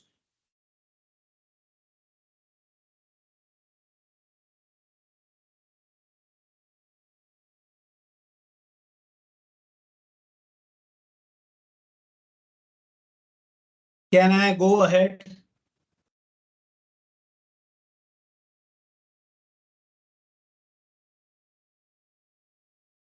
Teachers, at least please respond. If you have any issues, any doubt, kindly let me know so that I can explain you.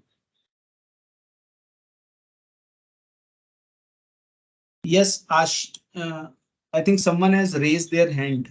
I don't know, but someone has raised their hand.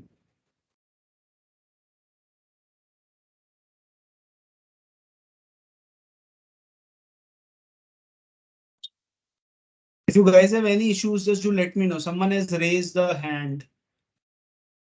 Maybe by mistake. Okay, clears. Okay. And Thanks. Siddharth, Yes. sorry to interrupt you. Sir, can we take a photo now? So just one click and then you can 12:54 continue. only. Huh? 12:54. It's 12:54 only, Uma. I think. It is 12:54 only. We'll wind up at 1:15, but in the afternoon session, you will not be available, right? For that reason, I'm asking. Can No, we I'll take? be available. Okay, I'll be okay, fine. available after 2:30. I'll be available. Mm-hmm. Okay, then we'll take at the time. Yeah. Yes, I'll be available. No issues, Uma. I'll be available always. Okay, Siddharth, you can continue. Thank you. Oh, okay. So this was the first point which I need to discuss. Okay, I think nobody has any doubt. So now I'll move to another class, that is the IT manager which I have created.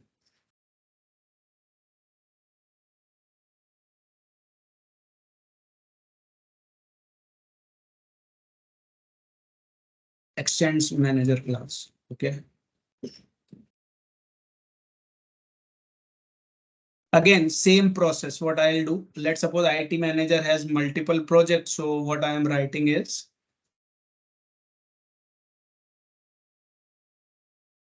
string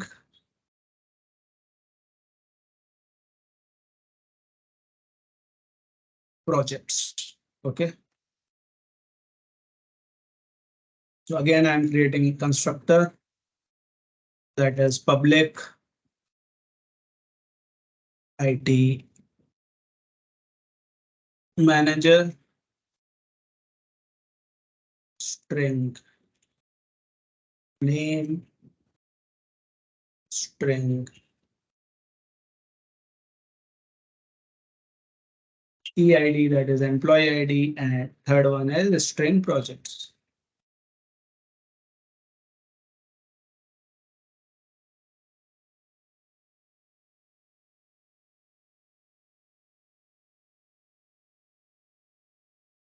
String projects. Okay.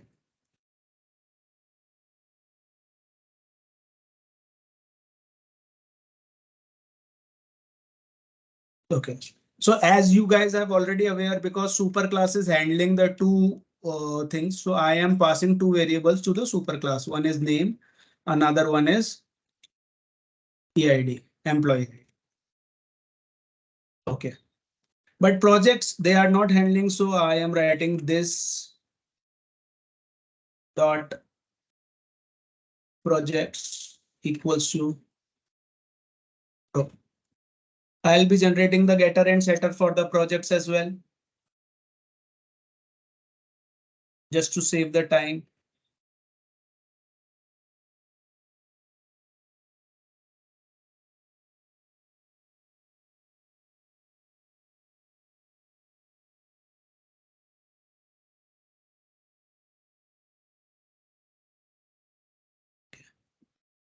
So projects getter and setter for projects are already been generated. Now again to string, that is I'll override the function public string to string. Okay, one thing which I just wanted to tell you guys, which is really very important from our side, that is return. One concept you have learned, that is return. Without super we cannot work properly. That is super dot to string, that because name and age it will display, plus projects you will display. So what you will do, that projects plus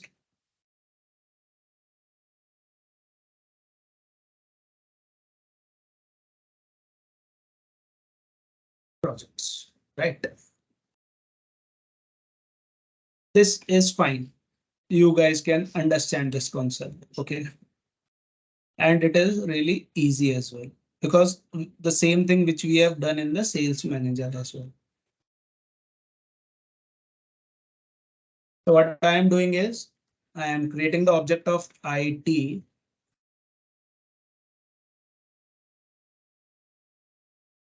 manager IM equals to new IT manager name. I think I have written like James.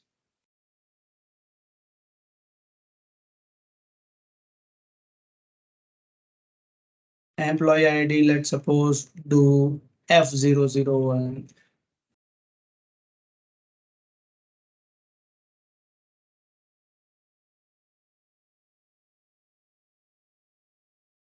And when you talk about this project, so I am writing like, I'm just basically writing the project of C++ is also there. The project of Java is also there. The project of .NET is also there. I'm writing just simple terminology so that it won't uh, give us problem. Okay. And after that, what I am doing is simply I am copying this system.out.println. It will display the toString.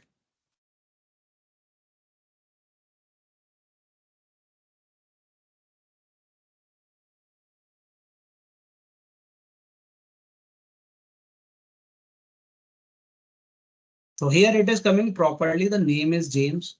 Employee ID is F001. Project is C, C++, Java and .NET. C++, Java and .NET. I don't think so any challenge will be there. Okay. Now the new thing which I will be doing here is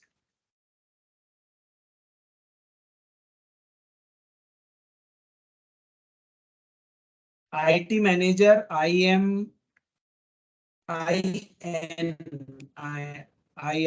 I am doing equals to new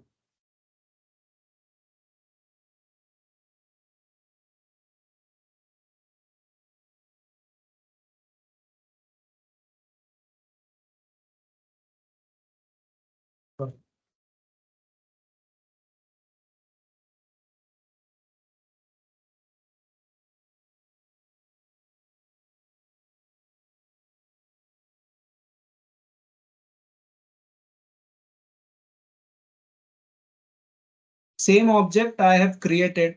This object and this object both are same. Okay, both are same, but there is one difference here. The handle of manager is there. Here the handle of IT manager is there. And when you talk about both new, so in both the new IT manager is there. But when you see out.println, it will shock you.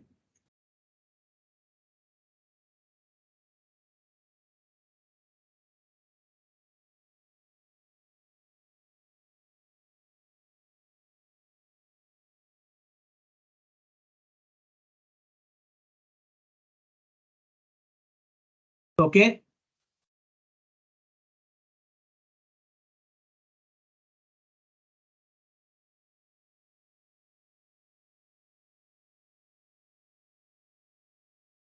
Despite we have changed the handle.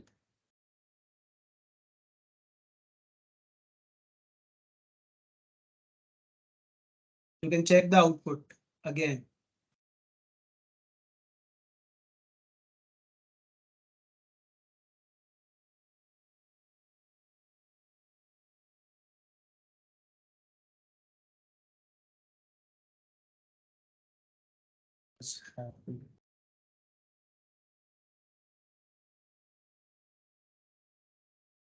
Despite I have changed the handle, but output is coming.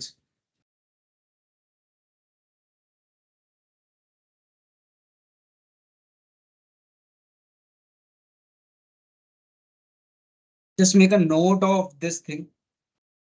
It is very important for you guys.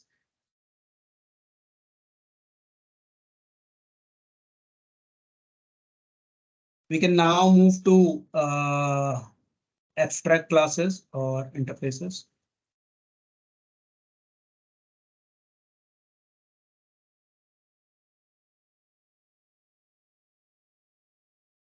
Want package to be discussed first. We'll discuss interface first.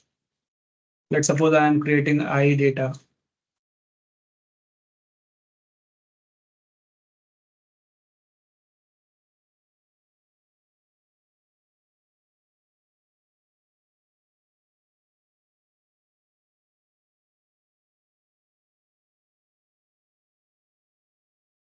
So when you talk about iData,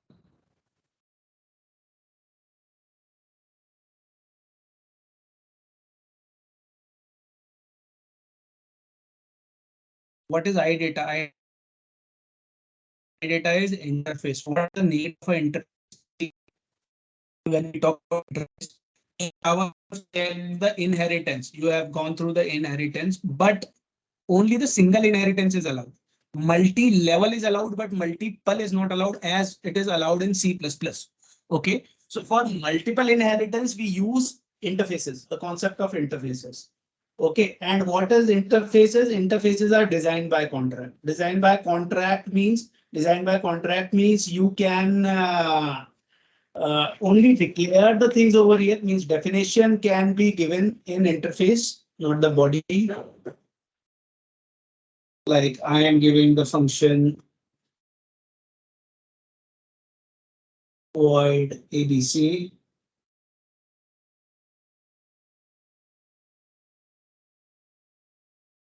Another function is, let's suppose I'm giving int get number.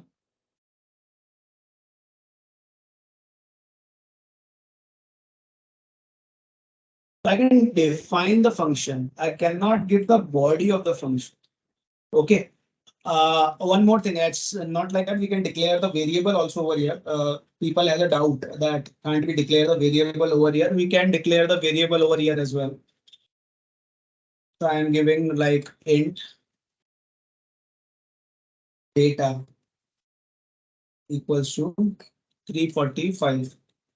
So these variables are by default, they are three keywords written over here, like public, they are publicly, they are static, and they are final. Uh, have you guys aware about the concept of final? That what is the keyword of final keyword do? So final is a keyword which can be used in front of three things. Okay.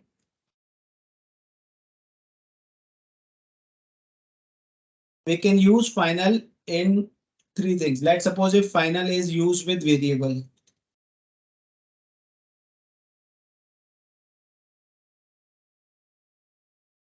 Value of the variable is fixed, cannot be changed.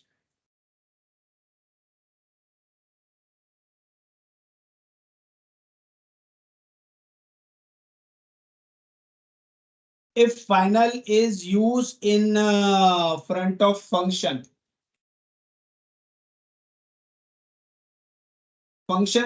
we can use the function, can be used. That function, we can use that function n number of time, but cannot be overridden.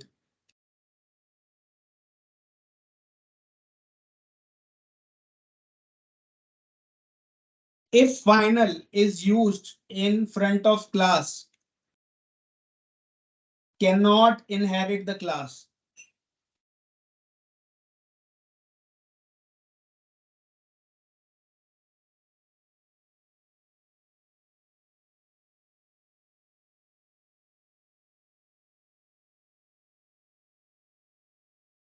Cannot inherit the final class.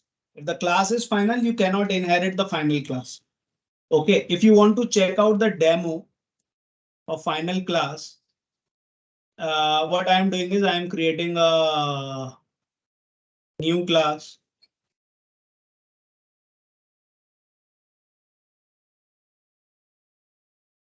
And I am writing over here, just same class as we have created my date. I am writing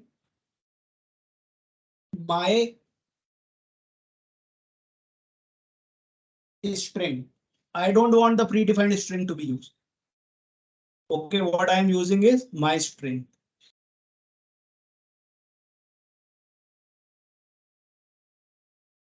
And here I am writing extends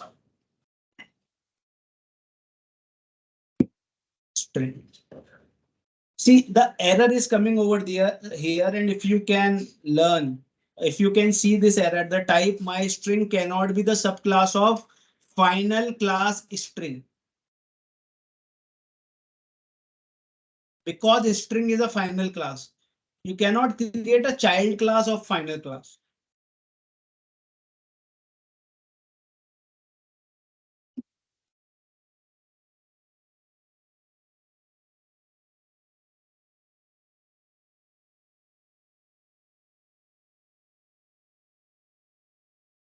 Writing over here can't be done as a final class.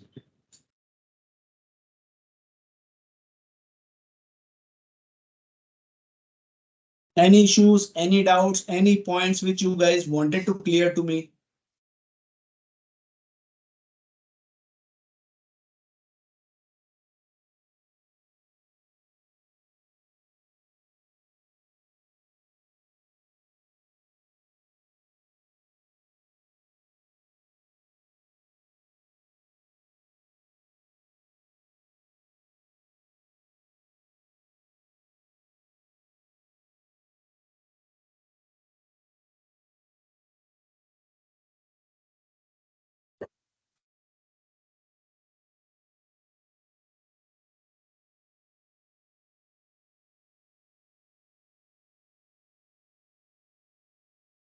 Okay. Again, if you guys have any issues, any queries, just do let me or let Uma know so that we can solve those queries.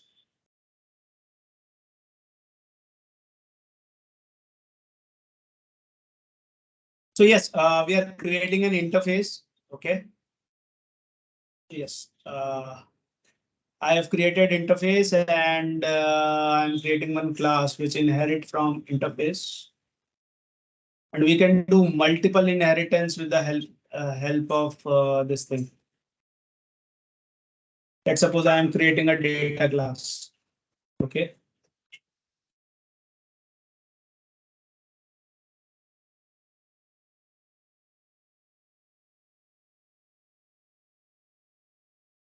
So for inheritance, we are using exchange, but for inherit from this interface, we will use implements. Implements I data. As I data is in the same package, we don't need to import anything. Okay. Why it is giving an error? It is giving an error because we have to override. Compulsory, it is necessary to override the functions of iData. Like we have two functions are there. One is ABC and another one is get number. So we need to override. I am overriding those functions public void ABC. I can give the definition public void OVC and public int get number. I think return 0. You can see there is no error now. So with implements, we can use multiple inheritance like data. We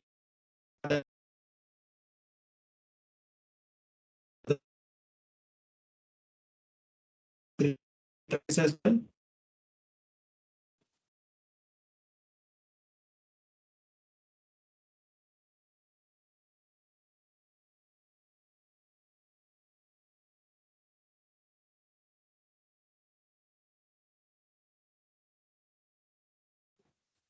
I'm creating inheritance for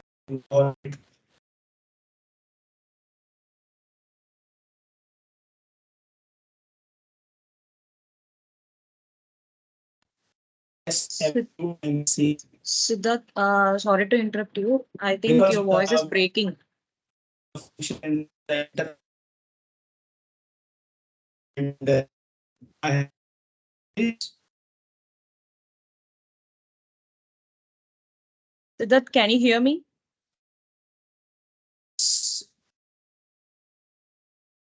I think You are your audible. voice is, yeah, it is voice is breaking My from your end, and also it is almost 1:14. So after 1 minute, the faculty will be going for a break. So just tell me so we can go for a break. is And my also you can demo is also visible or not? the screen is visible, Siddharth, but the voice is not clear. It is breaking. Okay, need to check my internet connection. Just wait for a moment. Okay.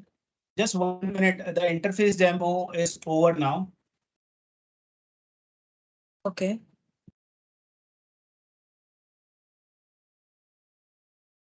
It is better now.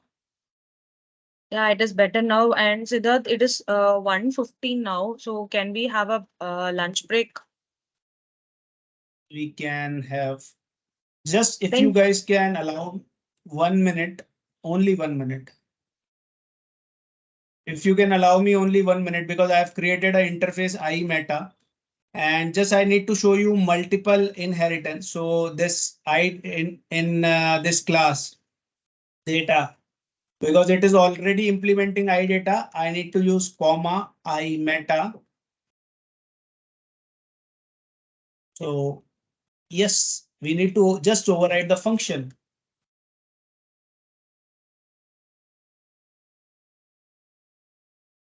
Public void SFUNC. Yes. And that's it. We can do the multiple inheritance with the help of interfaces. Demo is complete from my end till interfaces. Means when we talk about interface, it is polymorphism. So inheritance, polymorphism, One thing which is remaining is abstract class.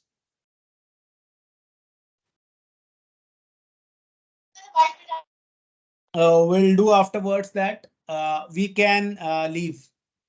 I think Uma, we can have a discussion later. No issues. Okay, fine, fine. Thank you so much, Siddharth. Thank you for Okay. your explanation. Thank you, teachers, for allowing me 2-3 minutes. Thank you for your patience. Thank you. Okay, thank you all faculties. You can go for a lunch break and we can join at 2 o'clock. Thank you so much for your patience and support. Thank you.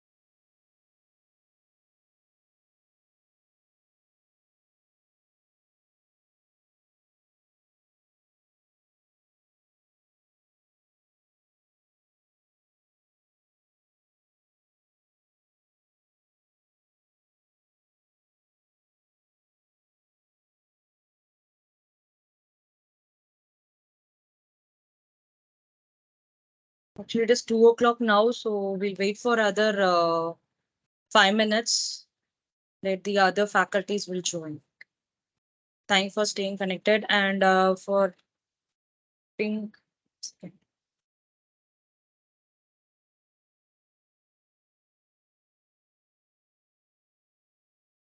Is Ashish? So actually, you have given some image, right?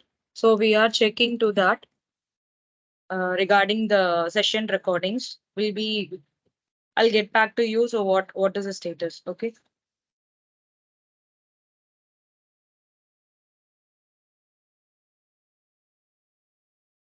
And is there anyone like that? Please let me know. You're not seeing the recording, but give me some time. I will show you. So how you can that is the elements will be, because some of them were not aware about it. So I can show you that. Then uh, if you're not getting the recordings, then just provide your mail ID so that I can check it from our backend. Okay.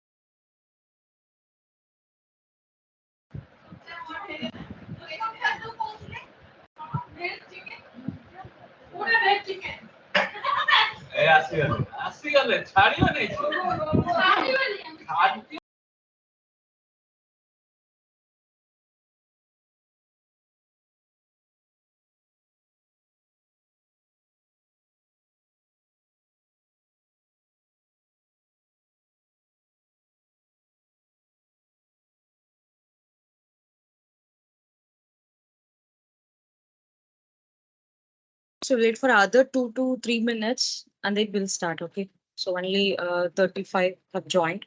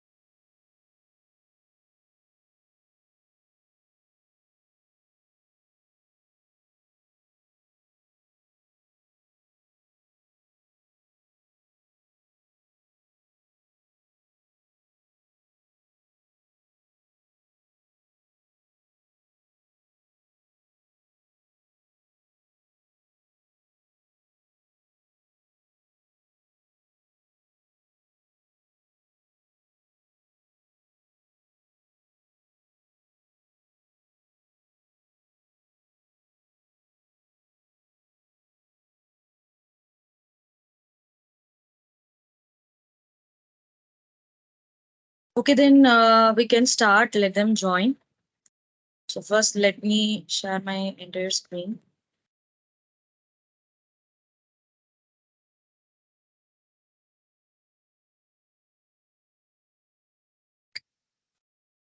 So actually, now I will take you to that this LMS portal. I hope my screen is visible for everyone and my voice is audible. If yes, please just I need some response. Yes, ma'am. Okay, thank you.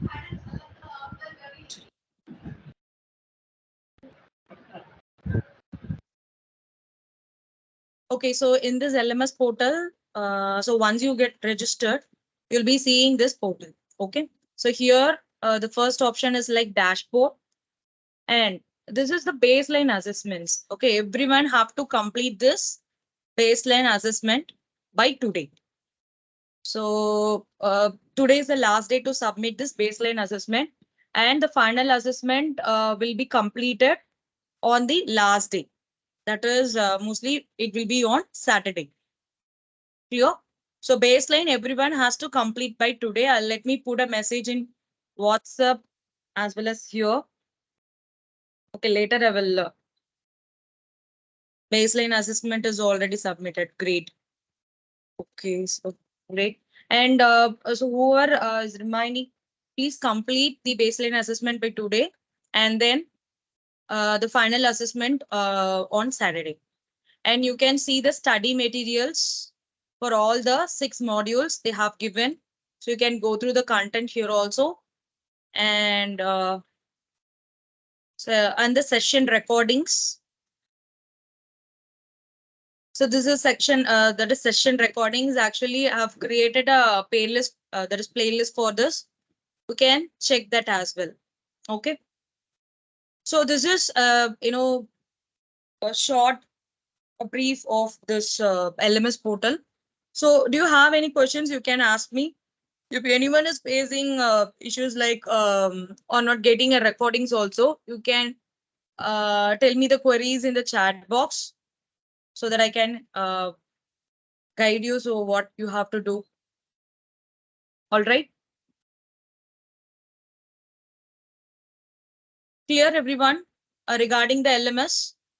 And one more thing that is on yesterday, some 42 Kavita Sharma is actually your cameras on.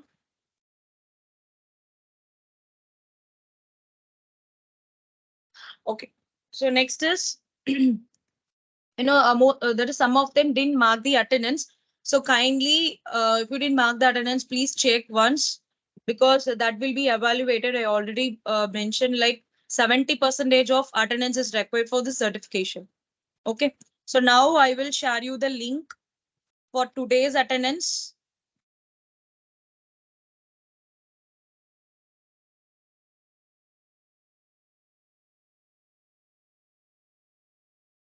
Yes, yes, you're right. Actually, yes, it is the same link only. It is the same link, but yeah. So for the entire slot, it is one single, Google link. But some of them would have missed this link, so I will share it again.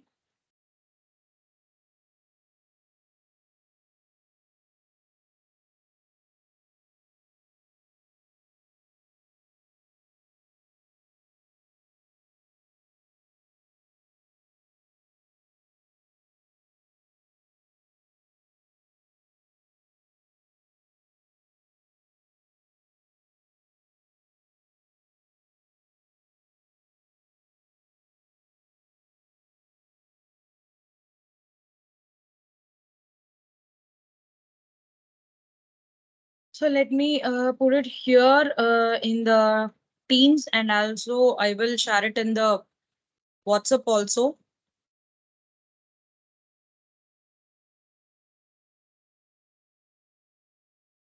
Okay. So that's all.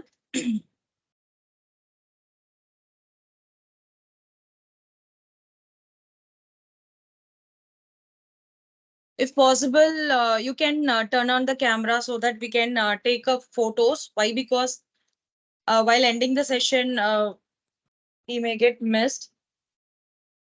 So could you please turn on your cameras?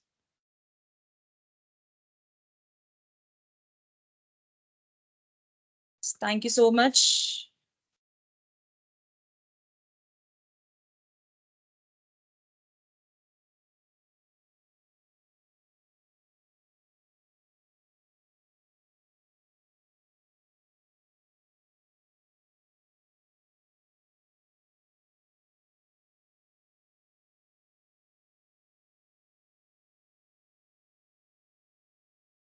So everyone, please turn on your camera.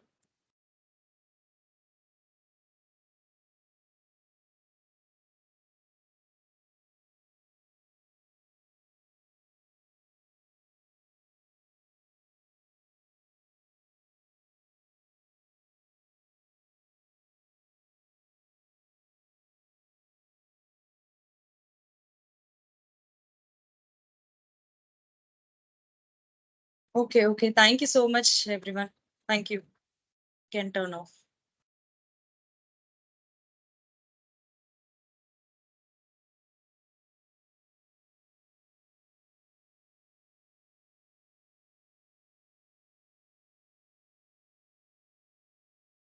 Okay, let me share the screen.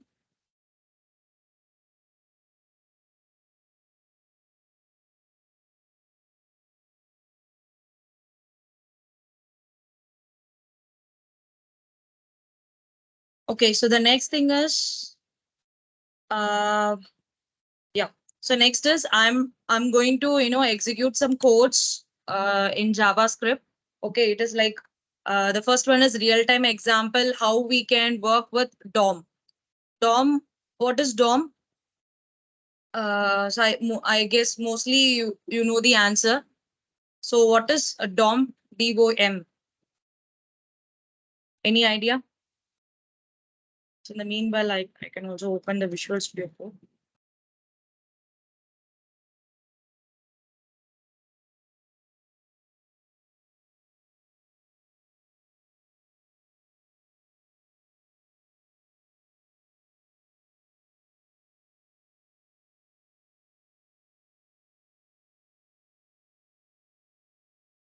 So any idea what is DOM?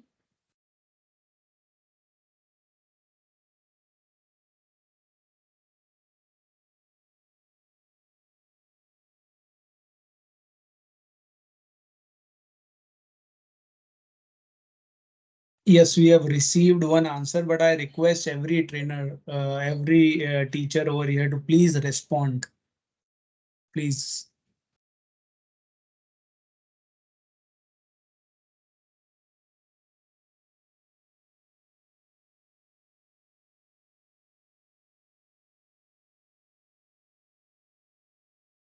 Okay, great. It's like a document object model.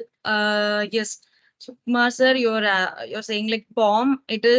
POM is for that is for Java. That is it will come under for the Spring. So while we are talking about the Spring, so Maven, then we will talk about this project object model. But I were asking about DOM. So DOM is nothing but document object model. Okay. So we'll perform some simple application. So which is already there. So let me, because we have only 45 minutes to go. So what I will do is I will execute the code which I have already and I will explain you the codes. Okay. So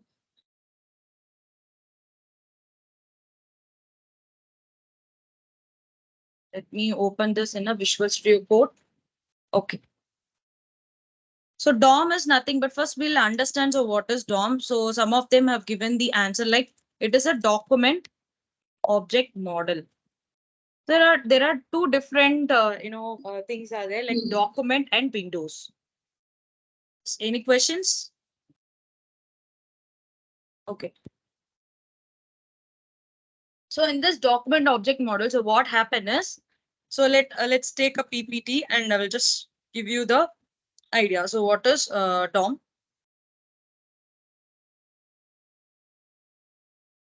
Okay. So the DOM is nothing but if example. So how in the HTML the the content will be like so HTML, so it is a tag and again paragraph is a tag. For each and everything it is a tag, right?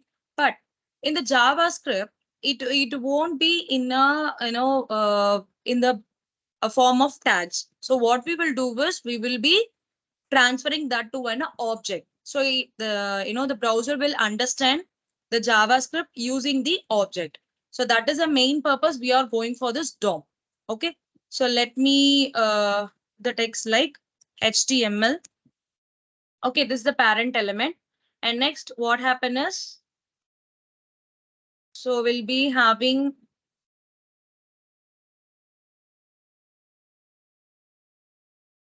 let me insert one more shape that is line. So under this, what we will be having? We'll be having the a child of it. So child is what? So example, we can consider head and then so here I can keep the name to be body element. And the next what happens again? I need a one more child for this head. So head obviously it will have a the child called what? Title, something like that, meta. So there are different, elements names are there. So we'll be having it like this, right? So here I have a title and here I have some elements called heading. Like this, it goes on. So this is the kind of a DOM, that is document object model. So now we were have a confusion like so how we are going to execute this, how we will fetch the details. So we'll see one by one example. So first from this example, it is a very simple example. It's like nothing but what I'm going to do is here I have a script element. Okay. So I already told you we can specify either in head or the body element. So that is up to us. And next, if you see in the body element, what I will do is I'm just going to get the input. Input of what? that is the empty box will be there. The empty boxes are asking for the first number, and the second paragraph will be asking for the second value. And I have a one button. So button and all we already know how to create it, how to code it, right? So now the button I'm giving the function. So that is event. So this event, we have multiple events. After this example, I will show you. So what are the different example? Okay. So in the on click option, that is event, you are going to function something. So what this event is going to perform? If I click, that is if I'm clicking just for a single click, so this function is going to perform. So where is this function? It is in the script element. So while you are creating a function, we definitely we need to mention within a script element. So because that is a JavaScript code. And next, so finally, I'm going to add this value. So while adding this value, the input ID is equals to answer. Okay, so this name, whatever we can give, this ID value and this function name, but when it comes to event, it is a default one, that is predefined one. So we need to mention that. So, okay, so in this function, what I will do is three things I need. That is that is number one, number two, and the added value, right? So for the number one, how I'm getting the value? See here. So if you see this input, so what is the input ID I have given? So that will be come under this. In the document also, we have a different, methods. So previously we know document.write method. So the last example I told you, right? Document.write. The same way here also we have a method called get element by ID. So what this method will do is it will fetch the details of this ID element. Okay, whatever the name we are mentioning, so that values will be fetched. So get, and this you can see this is in the, the first word will be in a small, that is all the words will be in the small, and the second word first character will be in the capital. So it is like a what camel case, right? And then the second value will be the same thing, document dot get element by ID. So this value will be the keyword to get the value. So that is a speciality of this JavaScript. So what happens is we can easily fetch the value using this keyword called value. Okay. And so I'm just assigning the variable which I've declared here equals to, I'm just going to make it as an integer. So that is the reason I'm using this parse integer. So then I will add these values. Once I add this value, I need to print the value, right? So what, again, a document dot get element ID. Then finally, if you see this, sum. So what is the ID name? Answer dot value. So this is equals to what? Sum. So the sum value will be displayed in this ID. So that is the output. So let's see how it's going to be. So if I give some value 40 and 40, if I add this, I will get the value as 80. This is very simple using the document object model. So anyone have any questions regarding this? Ma'am, your program reached with PPT. Uma, your program was not visible. The screen was not visible actually. You can reshare your screen. You Okay, can, one second. yes. I'm It was sorry. visible Okay. to me. It was visible to me, but was not visible to Rajesh sir. Maybe due to some connected. Sir, was it visible now? Not yet, sir, now. Showing the numbers only, sir. So, Rajesh sir, your voice is not audible. You can Yes, also put it in the chat box. Is it visible for everyone? Just kindly confirm. Give thumbs up whether it is visible. If it is visible, just give thumbs up so that I can continue. it is visible to me, Uma, but let's get a thumbs up from everyone. Got thumbs up. Okay, okay, fine. So it is working, right? So everyone is seeing. Yes, yes, Sukumar sir. Okay, fine. Sir, and then so sir, Rajesh sir, everyone is able to see. So just check once your network connection.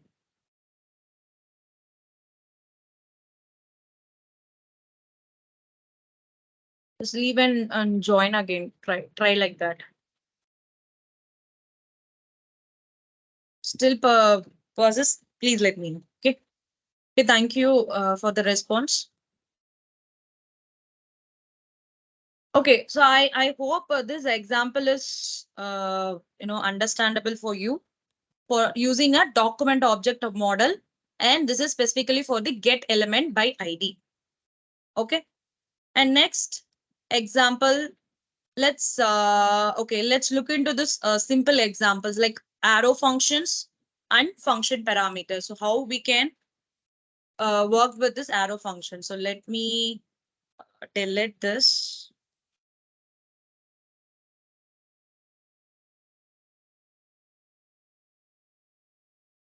It is somewhat similar kind of Java, but it is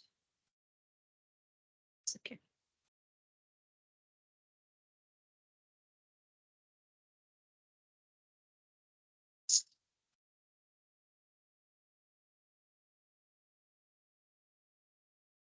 Yeah. So what we are talking about? Yes, a function parameter. Okay, let's check so how we can work with a function parameter. A very simple example. Okay, so first in the body element, let me create function in this body element. Okay, so now inside this, first I will create a function. Let me give a name as greet. Okay, so I'm giving a two parameters value. So this function parameter is going to have a two functions. So one is called first name and the other one is called as a last name. Okay, and inside this function, I will create one alert method. So alert method is nothing but I need to get the output like the first name and the last name of the person. And I need to say like welcome. I will give the first name. So this is case sensitive. Whatever the argument value which is given. So you need to give the same here. If the caps and the if you are using some capital letter here and if you're changing into small in the argument value, then what happens? You will not be getting a exact output. The last name. So yeah, so now we are done. So next we are going to call this value. So how we will be calling this value? For example, I'm giving the value here itself. I'm giving like EduNet Foundation, and then I'm giving Tech-Saksham program.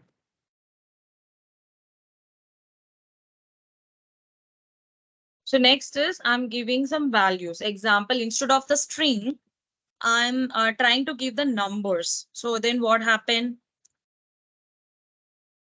So this is a very simple code. What we are doing, we are just creating a function with some parameter value, and then we are just going to give that is get a alert messages. Then what is alert message? Like welcome EduNet Foundation Tech program. And the second alert message will be welcome 200 and 300. So this will be the output. Let's I have saved this.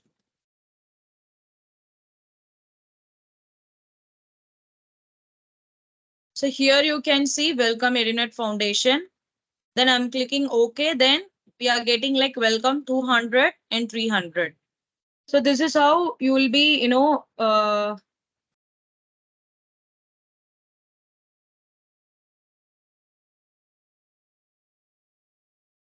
So I'll be sharing this code later. Okay. So this is about a function parameter. So next we will see a simple example. So how we can work with the arrow function. So arrow function is very simple. So let me show you. For some example, I will write the code. For some example, I will execute the things. Okay. So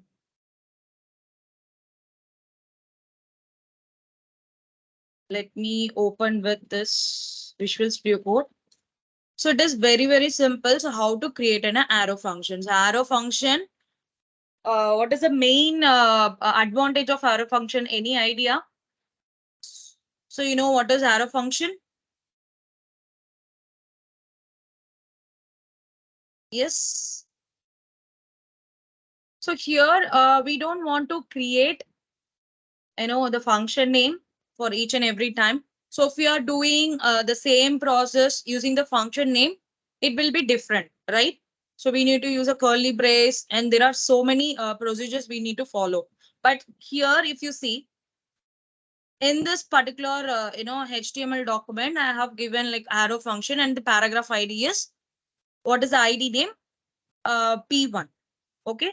So if the ID name is going to mention what is the correct method, exact method we'll be getting it from document is, we'll be using a get element by ID, right? So here it is a let keyword and then what is the variable name? And here you will be giving a num equals to num into num. So what happens is it is going to multiply the num values. Then later we'll be getting a result.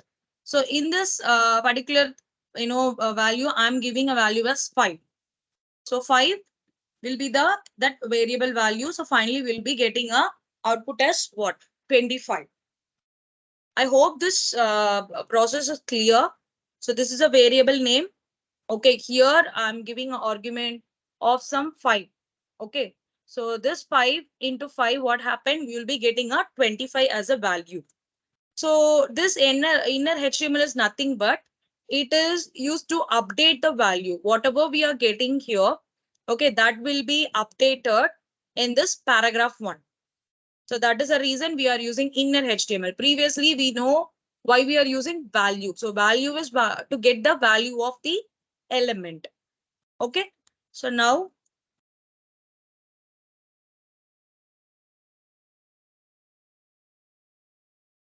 let me run this code. So it is showing like 25. Okay. So this is a simple process using the arrow function. And next, okay, so what is a nodes? So nodes is nothing but if example, what we are doing, we are creating paragraph element and heading elements in which particular place we are creating. We are doing it in the that is body element, right? We are one by one we are creating it. But instead of doing that, what we can do is let this. There are different methods we have for this node element. So let me explain you.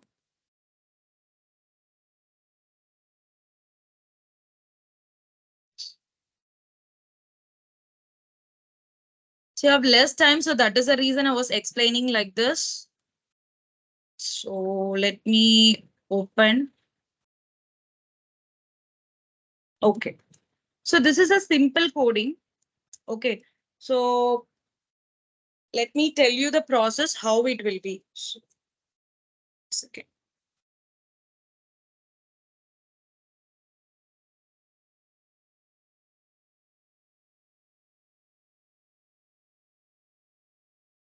Better, I can go with very simple example. Let me create one new file because sometimes it will not be understandable.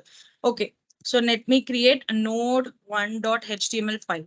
Okay, so now the thing is, first I need to, so let me create a template basic structure. So head element, and inside this, I have a body element. Okay. So now in the body element, what I will do is I'm creating a DAV container to show my output. Okay. So here I'm giving ID name to be something called as new, and then the paragraph ID is to be like here also I'm giving a ID values. Okay. Then giving edunet, and later paragraph ID is equals to P2.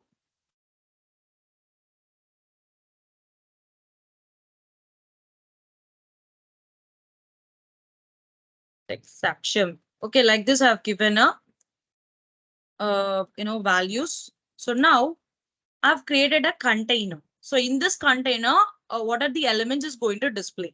So now I will get into the script element. So script is a JavaScript element now. So here, so whenever you are going to fetch the details and whenever you're going to display some output, so mostly if it is a multiple data, then you can create a variables. Okay, so first I'm creating a variable called variable tag, then document dot creates element paragraph. So now what I did is like I have created a paragraph now. So you can create the paragraph in the body element like using this, that is paragraph tag, right? But instead of creating in this HTML document that is inside the body element using HTML tags, you can also create elements using this create element method, which is we'll call it as a node. Okay. So now what this will do, this will create another one paragraph. So here I'm going to import some text here. So text equals to document dot create text node. So text to node is nothing but I'm going to give some text like this. So I have given Tech-Saksham, right? So here I will give some more values like full stack. So I've added some text inside this. So I have a two variable. So what I will do now, I'm going to append it. Append means it's like of how you're joining it or concatenating it. That's what we are going to do using a method called append child. Okay, so let me give a text here.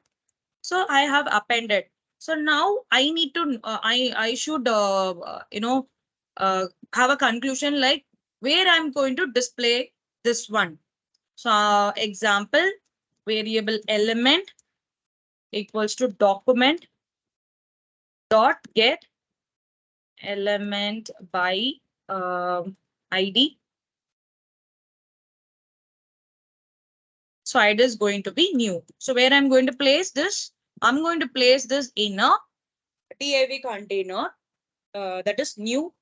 Inside this, I'm going to place this this paragraph full stack text. Okay. Then again, we need to append it. How we can append it? We have to mention like what is this variable element dot append child of tag. Okay. So this is how we'll be doing it. I hope everyone is clear with these notes. So this is a node concept. Notes is nothing but we can add the details instead of giving any HTML tag. We can directly do it using a JavaScript methods, using a document methods. Clear? Any doubts? So you can see here what happened. You can also include some more text also. Previously in the HTML, what I have given only the edunet and Tech-Saksham. So after giving this, a full stack is also added in the output. Is it clear? Okay. Can we move on to the next example? I think it is clear for everyone. You can also just, okay. I think we have received one okay, and yes, now we are receiving. Okay, okay, fine. Okay, the next session, that is next is like we have cookies in session. So how we'll be working with cookies in session. We don't have enough time. So what I will do is I will execute this code and I will explain you how it is working for event and form validation and for this animation is also. So let me get into this. For event and animation, I can execute because it is simple example only.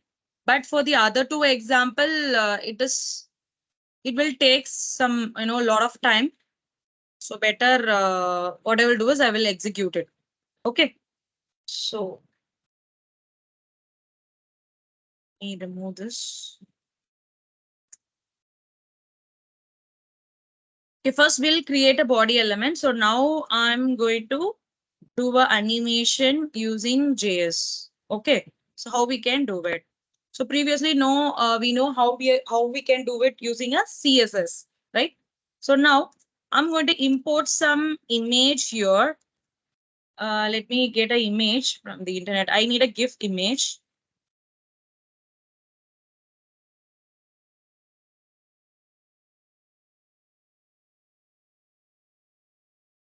Okay, let me take this.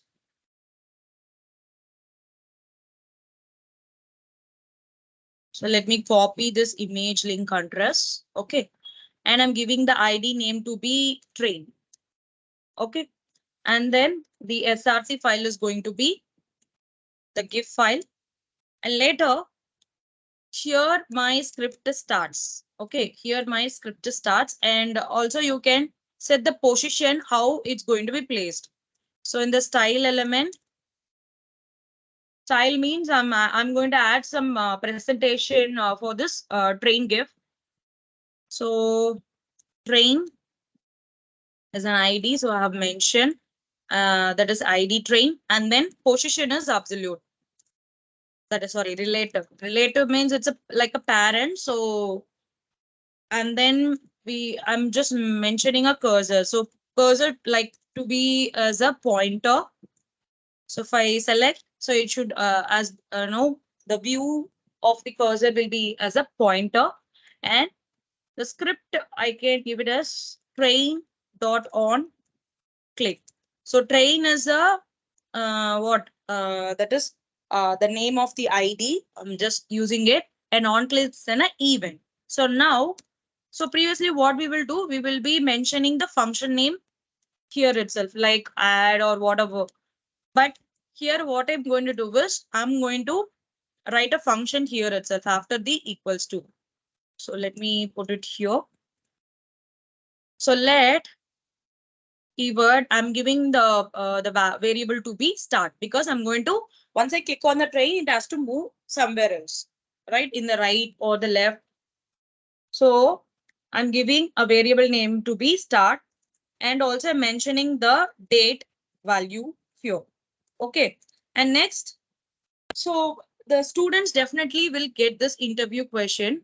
So what is called as a set interval and clear interval? So if anyone knows the answer, you can just put it in the chat box. So what is the benefits of Node, Sugmar? It is nothing but, sir, actually, instead of, creating the HTML tag, example, I'm giving a paragraph. Inside the paragraph, I'm mentioning like Sugmar. Okay. So if suppose I want to add multiple, datas in onto my, the coding without the HTMLs or without the reference of, using this HTML tag. If something is going to add it from the externally, then what happens? We can, if we know the values, we can import it directly in the HTML tag. But if it is unknown, we have to go it for this JavaScript, right? So that is the mainly reason we can go with Node. We can also, there is an option called, still we have an option to create the elements text, and we can also append it through there. Hello, ma'am, since I joined today through the link, can you tell how to get a credential for LMS? Okay, don't worry, ma'am. So actually, Bhagyashree, ma'am, so in your mail, you can see the details of LMS. Okay, they have provided the LMS link for the registration. Okay, so they have given the clear instruction for the LMS. That is how to register and how you can navigate through. So, but if you still just check once whether you have a registration link through your mail ID which you have given to our organization. Just check once. Clear, ma'am? Bhagyashree, ma'am? Check your mail once and please let me know. Okay. You didn't get it. Okay. 1 minute.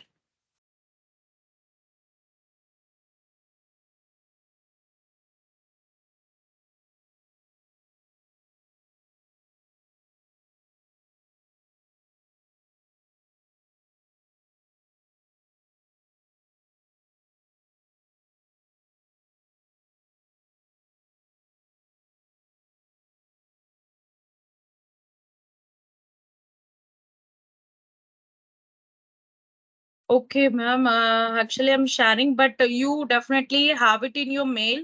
Please check once. Okay. I've shared it.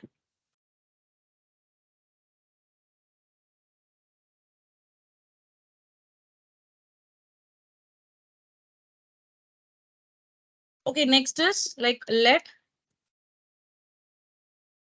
timers, I'm setting the variable to be a timer. So next is set interval function. So let me tell you what it is. This, set intervals has a two values, okay, two parameters. But as of now, The screen is not visible, ma'am. okay, sorry,